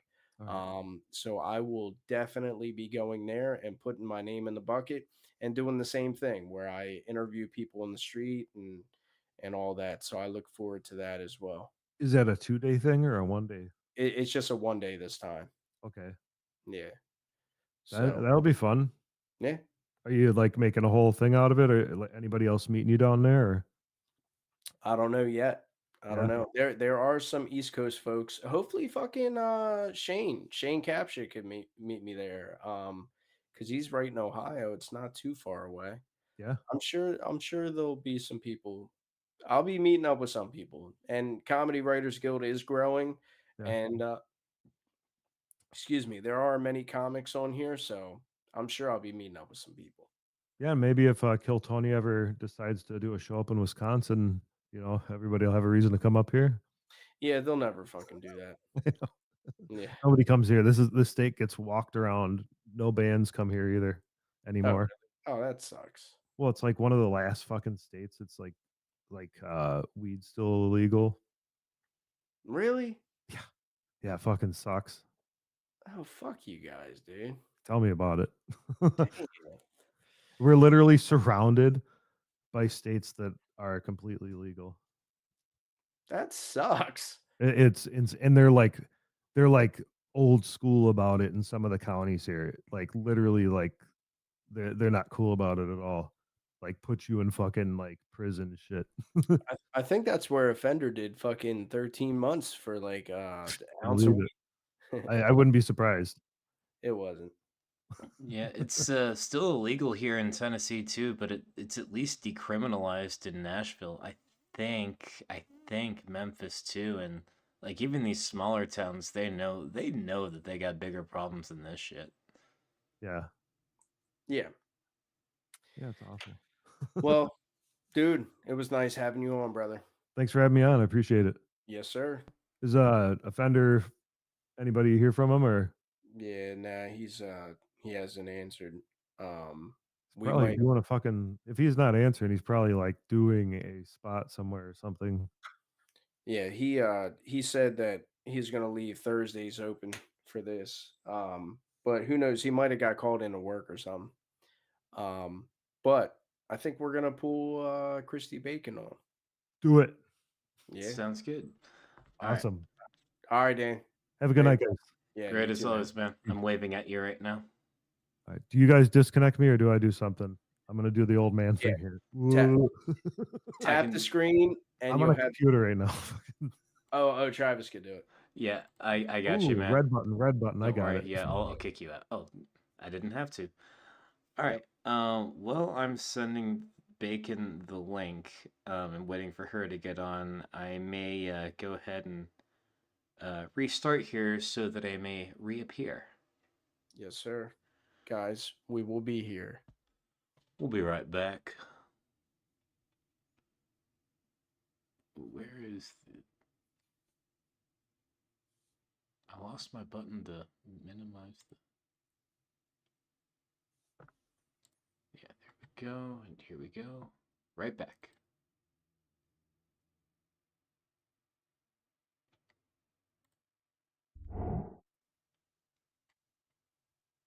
Here I am. Yeah. I stayed here the whole time. Yeah, I knew you would, but it went off on my screen, and if it's not on my screen, it's not getting broadcasted. Oh yeah. Now I see it turned off. Okay, we're back. Yeah, Fender's not answering. I just try to call him. Let's send it over to Bacon. We owe her. Yes, sir. Yeah, link has been sent. Bacon, if you are watching, click that link. Yep, it is seen. Yep. Now, let's see Yeah. how the Bacon technology works out. Yeah, she was kind of thrown off. I just saw in the comments. She was like, "Wait, what? Wait, okay, let's go." Oh, Yeah, yeah. good job, Dan. Everybody's congratulating Dan. Dude, Dan is like The man. Dan. It's very cliche, but Dan the man for sure, dude. Mm-hmm. He's hilarious. And his drums. I'm not bullshitting, I'm not that type of guy. He fucking I'm also not that type of guy to just sit there and watch somebody play the drums. But every time I catch him, I'm watching for like 20 minutes, and he's a beast. There's Bacon. Bacon. Make sure to unmute and then also show your camera. Yeah, if he ever does start that comedy podcast, it's gonna hit like crack. Oh yeah, I'm already excited. oh yeah, Bacon, you might need to refresh your page. And if you yeah. have this open in the Messenger browser or something, open it in like Chrome or Safari or something. Mhm. Safari is also known as what Bacon calls her bush. Let's get in there, root around for truffles. Travis, why don't you exit her out again? Because I have a feeling a second one's gonna pop up. I got I you. know we're running a little late tonight, guys. Thank you for hanging with us and chilling. Yep, told you. Yep. Hopefully you clicked the right one, not the one she just. There Oh, she is. there she is. What's going on, Bacon? Hi. Long time no see. Right? It's been a minute. Yeah. So, how was your trip? Long. Yeah. And Yeah. I think I survived 3 different tornadoes just on the way, like, and there, and yeah, is crazy. Yeah, It's look, I'm more from the Northeast. I'm not used to tornadoes. Like we've had two little ones here within the past like 6 years, like kind of like right down the road from me. But other than that, those are the only ones I've ever witnessed in my life. And then I go down there and I'm fucking 3 blocks away from a huge like F5 tornado. I'm like, Jesus Christ, what's going on down here? No, like on the way there, like, I've always lived in Tornado Alley, but on the way there, the phones start going off, and I'm watching the radar, and I'm watching the weather guys, and they're like, "Oh, it's on this county road. The rotation's right here in this county." And I had actually hitched a ride um with a guy that was in the comments tonight, hanging out, trying to crack jokes, but they had picked me up off of a community page.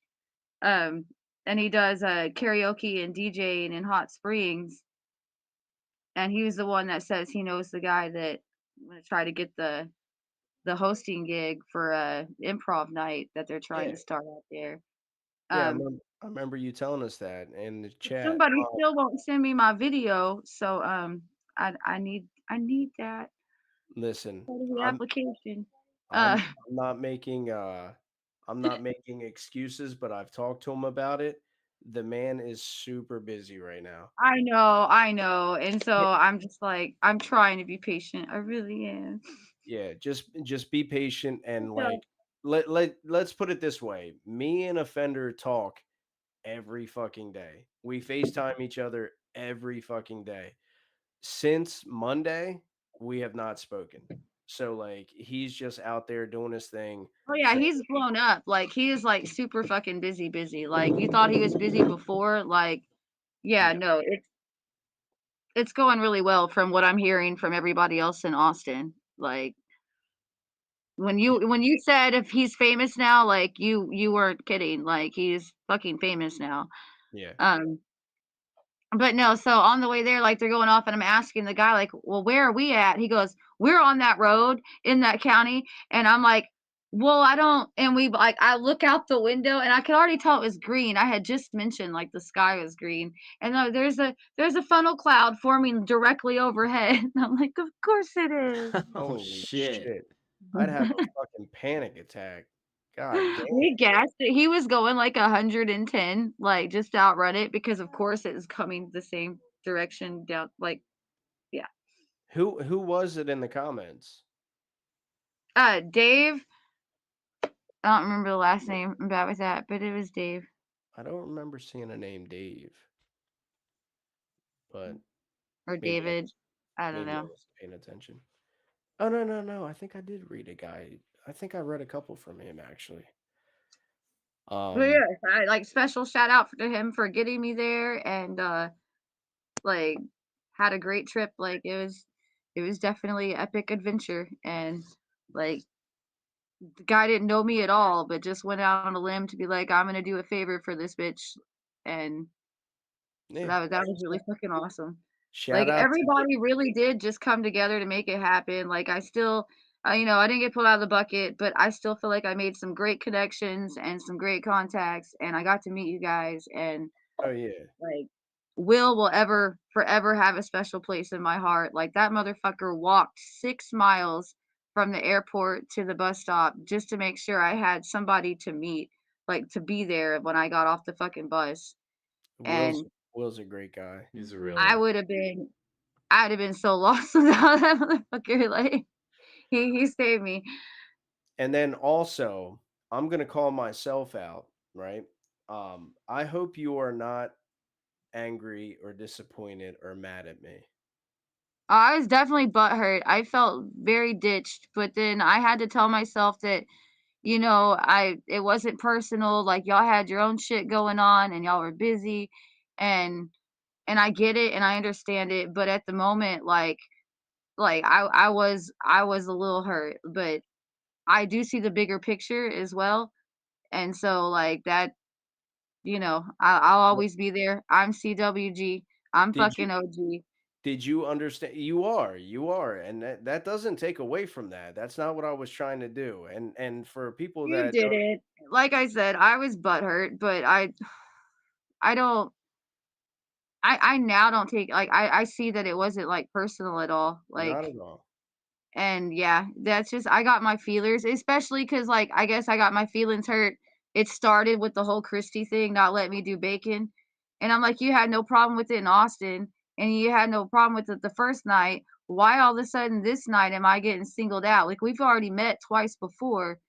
Yeah. Well, no, it didn't start with that. It started with me. And like I'll give a little backstory so people know what we're talking about. But we all were standing in line. So there was 2 nights.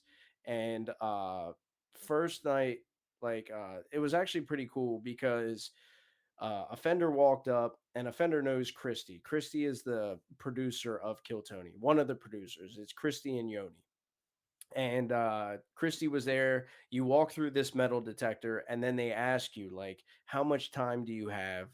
Do you have a solid minute? Don't waste our fucking time." So they ask you these questions in order to get in, and of course, once you guys see the episode, you'll see 100% of these people fucking lied. But anyway, I'm not giving away any spoilers. Um, Yes, they fucking did. yeah, they did. But the thing is, so the first night, Offender, she just let him walk through because obviously he is Offender and she knows him personally and all that. And then she turns to me. She was like, "How much time do you have?" And I was like, "Christy, I'm Comedy Writers Guild. I'm Harmon Comedy." And she was like, "Oh shit, Harmon." And she gave me this big hug. She was like, "Get your ass in there." Right. And I was like, "Thank you, Christy." So then she turns to Travis and Will and Bacon and she starts questioning them. And I turned back around through the door and I walked back through, like I walked into the door and then I walked back out and I was like, "Hey, Christy, I vouch for all of them." And they were like, she was like, "Okay, guys, go ahead in there. Harmon vouches for you. I got you." Um, the second night when we were doing it, I saw how it went the first night and how people were lying about like their time and all that. And I turned around and I said to Bacon, I said, "Bacon, I'm sorry, but I can't vouch for you tonight." And that wasn't coming from a place of Comedy Writers Guild. You were always CWG. I didn't want, and I even explained that to you. I did not want you to take it personally. It was what the I was trying to respect Kill Tony, right? I So understand completely, but I still we both know I'd have killed it way better than fucking 3/4 of those bucket pools. I'll give you that. I I'll would give you agree. that. Yeah, I will give you that. But I didn't know that and I didn't want to vouch and then Christy be like, "Harmon, what the fuck?" And then me lose some credibility. Or Comedy Writers Guild because I'll even go out and say this, spoiler for Comedy Writers Guild. The only person that has reached back out to me to actually be on the Comedy Writers Guild has been Christy. So I've gained a relationship with her, and me and her are in the works and in the process of having her on the show. Now, if I would have vouched for you and you got on and then you said, well, this is only my second time hitting the mic, that might have fucked things up. You know what I Yeah, mean? You but know what I've always been honest. When I hadn't hit a mic, I told Christy I'd never hit a mic, but I damn sure made sure to sign up for the open mic after Kill Tony Yeah. and got on and got, and Mario called me back on to even close the night. Like Yeah.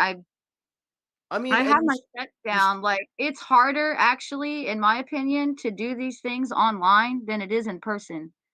Um, so I don't know. I feel like there's also something to be said for that as well. Like mics may not be a thing in my area, but mics are in person, and if I bomb, they're gonna forget about it by the end of the night. But if it's on the fucking internet, that shit's forever. yeah. Like and you don't get feedback. You don't get, the vibe of the room. I don't know just by looking at your face what mood you're in. Like I have to be in that room. I have to hear what's going on. I have to hear the banter and feel it. And to get up here for me is like 10 times scarier than doing it in person. I've been on stages my entire life. I've been an entertainer from the time I was 5 years old. I've been a singer my whole life. I've been You a were a stripper half fucking my life. you were And a like five-year-old stripper? I said I was a singer my whole life, a stripper for the last half or the middle half. I guess that's the better way to put that now. I'm getting old. Uh, Retired stripper. That's why I Yeah. use my old pics. No one wants to see new pics of me. Like if I start stripping now, they're gonna pay me to put it back on, which I've totally thought about. Like I'll just start out naked, and if y'all don't laugh at my jokes, like I'm just gonna stay naked. But the more you laugh, I'll just put one piece back on at a time. Yeah, that's like that. I saw this one meme that said like a reverse OnlyFans.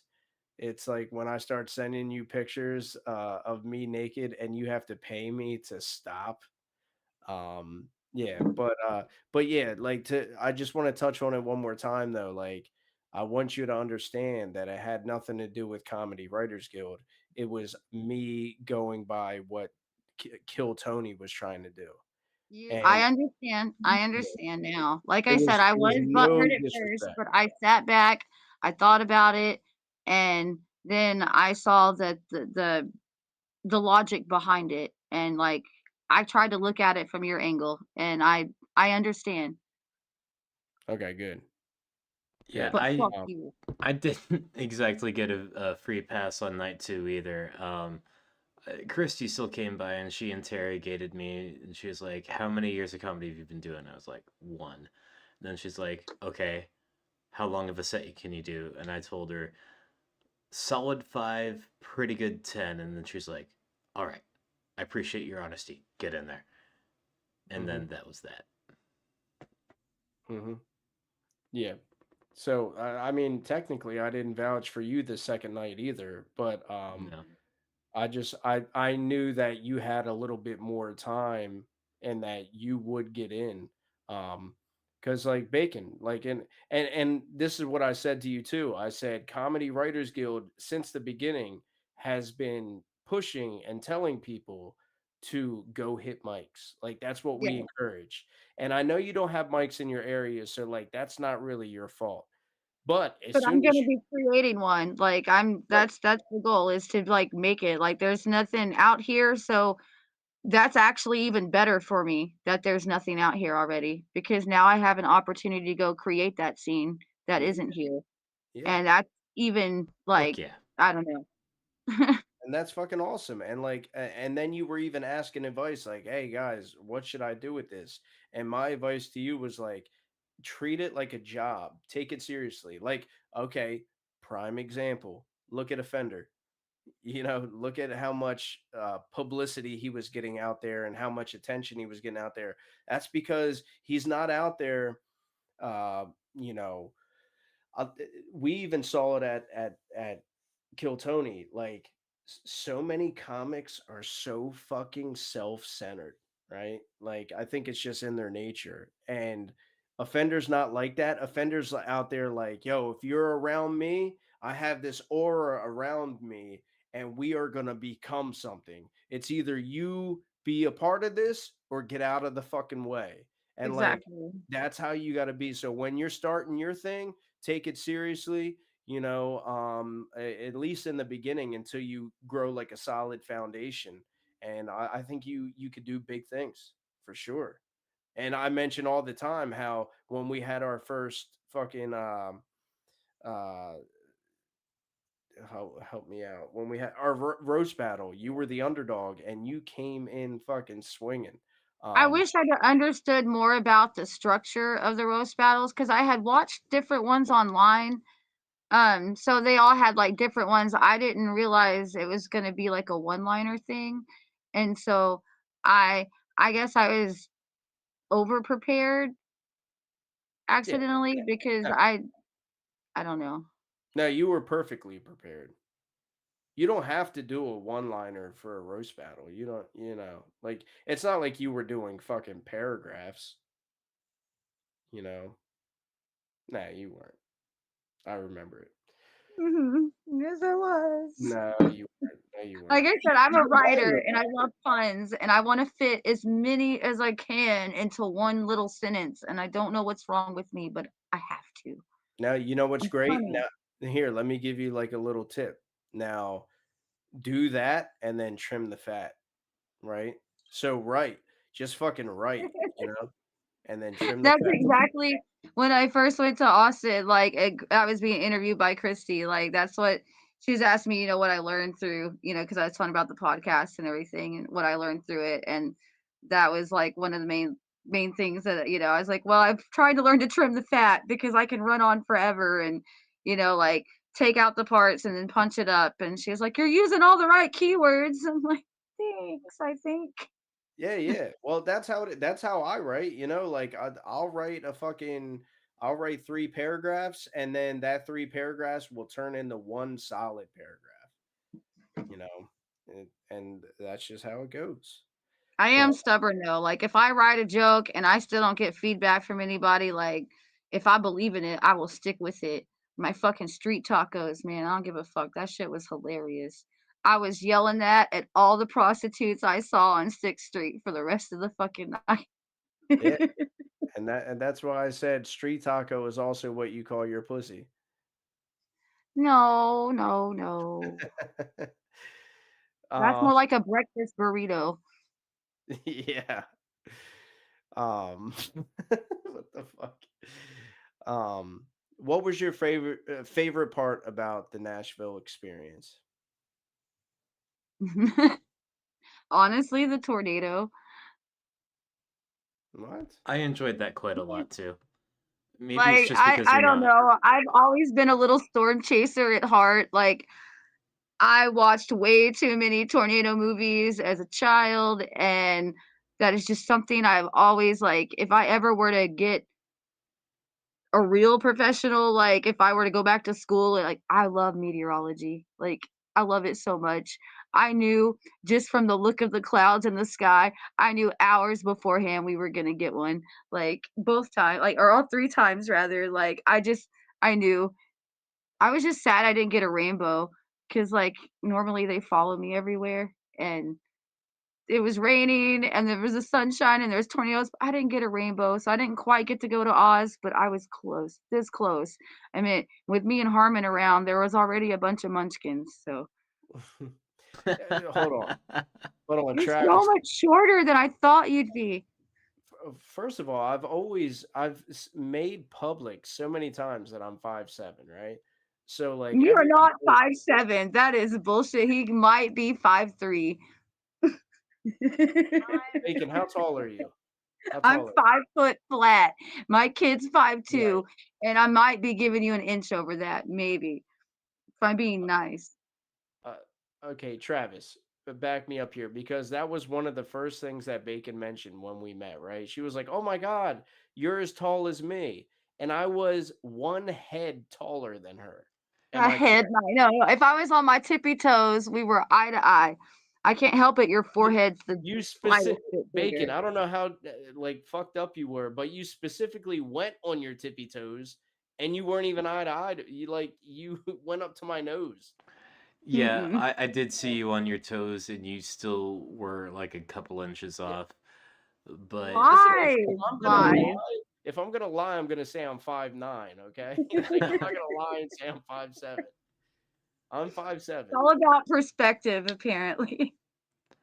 Yeah. I was actually Yeah. kind of shocked that Offender was not nearly as tall as I had imagined. Yeah, he's not much taller. He might be 5'10", maybe.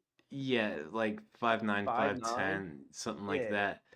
Like I was expecting him to be like 6'4". Like, Oh, no. I was expecting him to be like 6 foot. yeah. Because Yeah. I'm 6 foot and yeah, I could like see above his head.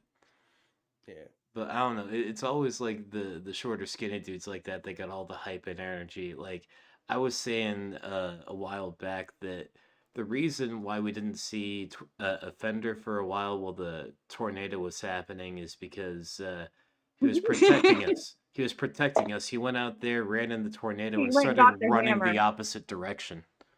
Yeah. Yeah, exactly, dude. That was great. And then also when you said that he was trying to bark in the tornado, dude, that one got me. I was like, that was good. Yeah, almost Have y'all worked. seen the Thor hammer? Did he bring it? No. No, we didn't see his dick. No. Oh, I got to see it in the bus. I was like, oh my god, it's so adorable. I just wanted to whack people with it, but I didn't. I restrained myself.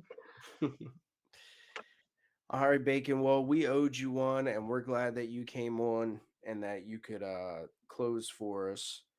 You took a offender's spot tonight, and Uh-oh. and I'm glad that we got to meet you out in in Tennessee.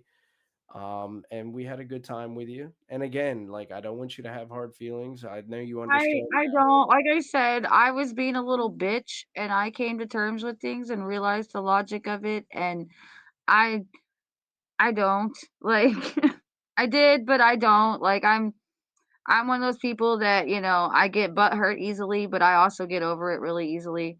Like I am a little girl at heart. I am just a little bitch. You'll have to forgive me.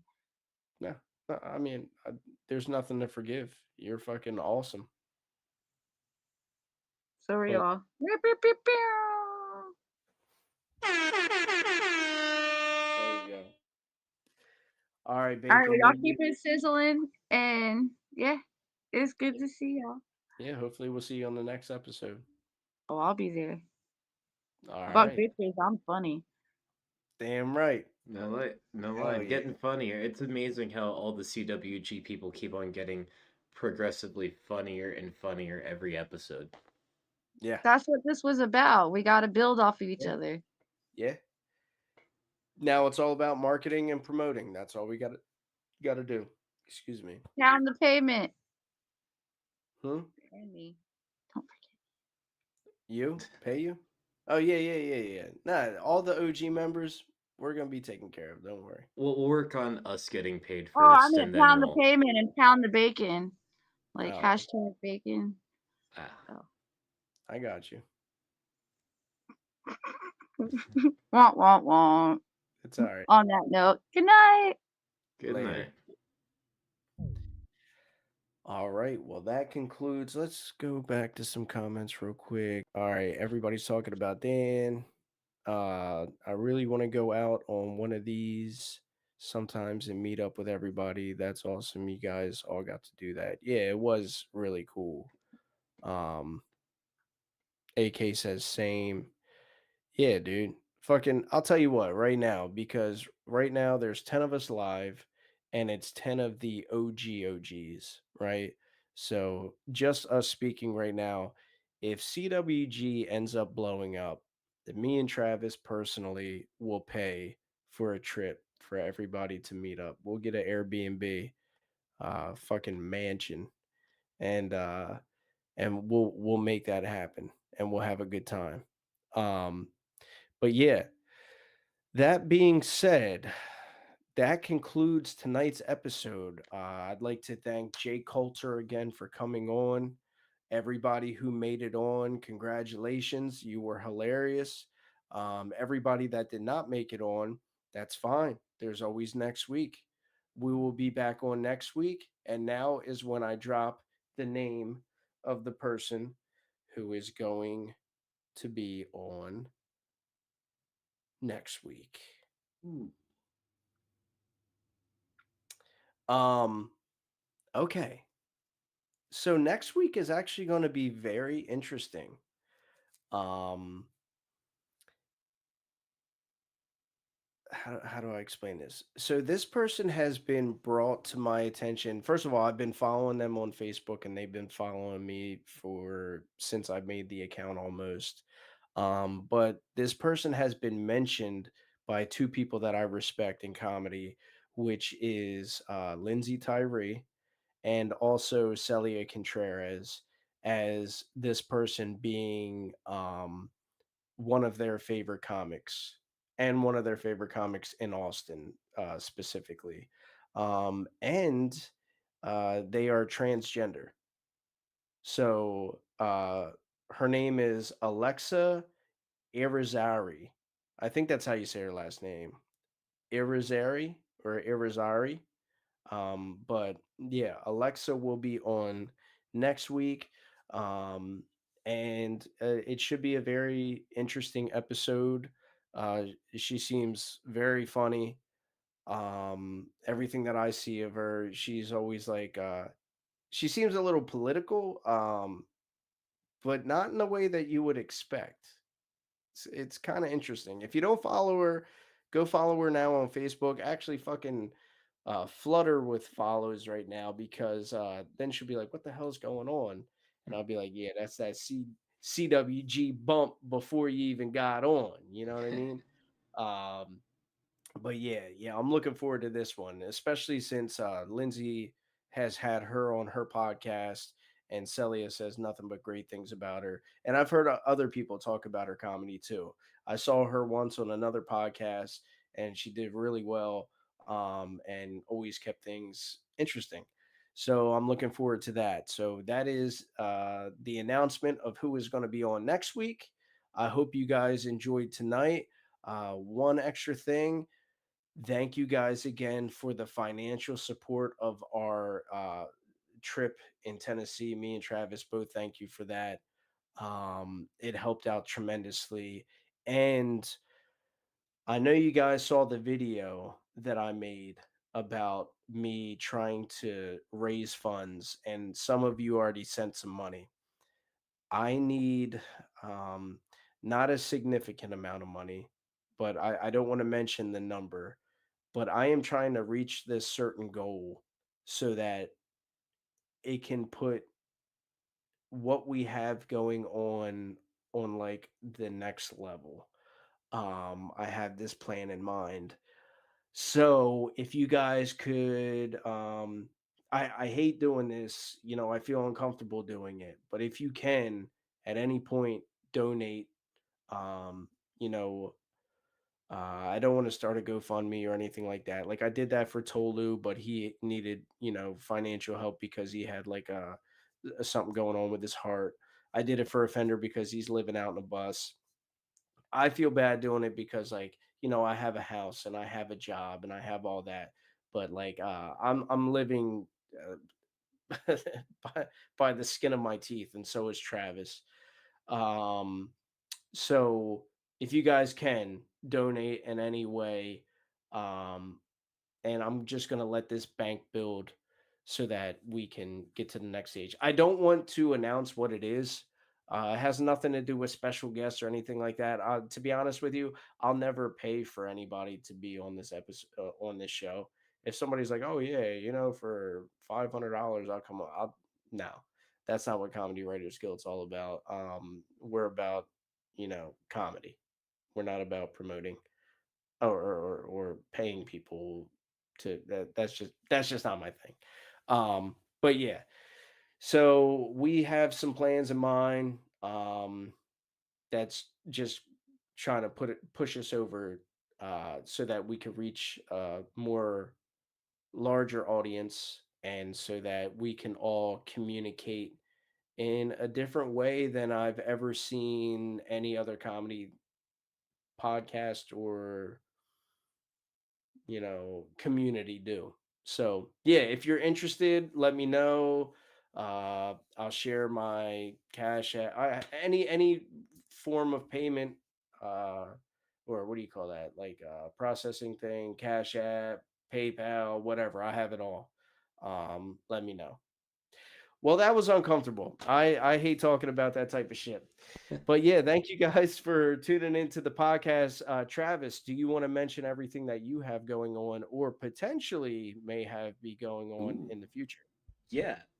So as always, my channel Firegen Media on YouTube. For half of the people watching now, you're already on YouTube. So that's FIREDJINN Media. That's where I do the Vibecast every Tuesday night at 8 o'clock. And yes, I do have a future project coming up. I know for a fact that you guys are gonna love it. But what I need to get that done is a video editor, someone who can take about an hour, maybe 2 hours worth of footage and condense it into a short, sweet little 20 to 40 or so minute video um, once a week. And yeah, that's what it's going to take. It's going to involve comedians. Comedians that I know for a fact that you guys know and love, as evidenced by tonight. Um, but yeah, big things are coming. We just need a video editor. If CWG was big enough to where I could do the video editing myself, I would, but full-time job, full-time school, 2 podcasts, that doesn't leave me any time to edit. At least not, at a pace that would be conducive to doing a weekly episode. But yeah, video editor, Firegen Media, FIREDJINN Media. In the meantime, catch the Vibecast. We have great conversations. Yep, absolutely. And I totally do that for you, Travis, but I am so booked and overwhelmed that like I feel bad that even the Offender episode that we did, and Offender's my boy, is one of the main dudes, like I don't even have that up on YouTube yet. I have not found the time to even edit that from Facebook and put it on YouTube yet. So like yeah, we're a little behind with that, especially with the trip that we just had, and then coming back and getting acclimated and all that. But yeah, so check out Travis. He's already shared with me what he's planning on doing with the future, and I'm excited about it. Oh, yeah. So I think it's going to be pretty cool. So if we have anybody, if we have anybody that wants not to piggyback off you, Travis, but wants to edit some of the Comedy Writers Guild stuff, Travis already knows. Amanda kind of knows. Bacon definitely knows because she makes the thumbnails. I can be a little picky. I'm very particular about my stuff, but I would be also open to somebody helping editing. But yeah, if you guys can donate at any time or even go out there, I don't make much off of the merch just because I go through a third party. And if you do it off of Etsy, I go through a fourth party. So I don't make much, but yeah, support in any way that you can. And even if you can't do that, please like, subscribe, and share. Sharing is a big thing. Sharing is caring, as they say. But thank you guys for coming out. And thanks again, Jake Coulter, for being on. We appreciate and love y'all. We'll see you next week at the Comedy Writers Guild, 9 p.m. Eastern Standard Time. And I think that's it. Sounds good to me. All right. You guys have a good night. Good luck and peace. Much love. Could you call them a bunch of cocksuckers for me? They're all a bunch of cocksuckers, but they did a great job tonight. That's right. I love you, You brother. did a great job. Love you, Joey.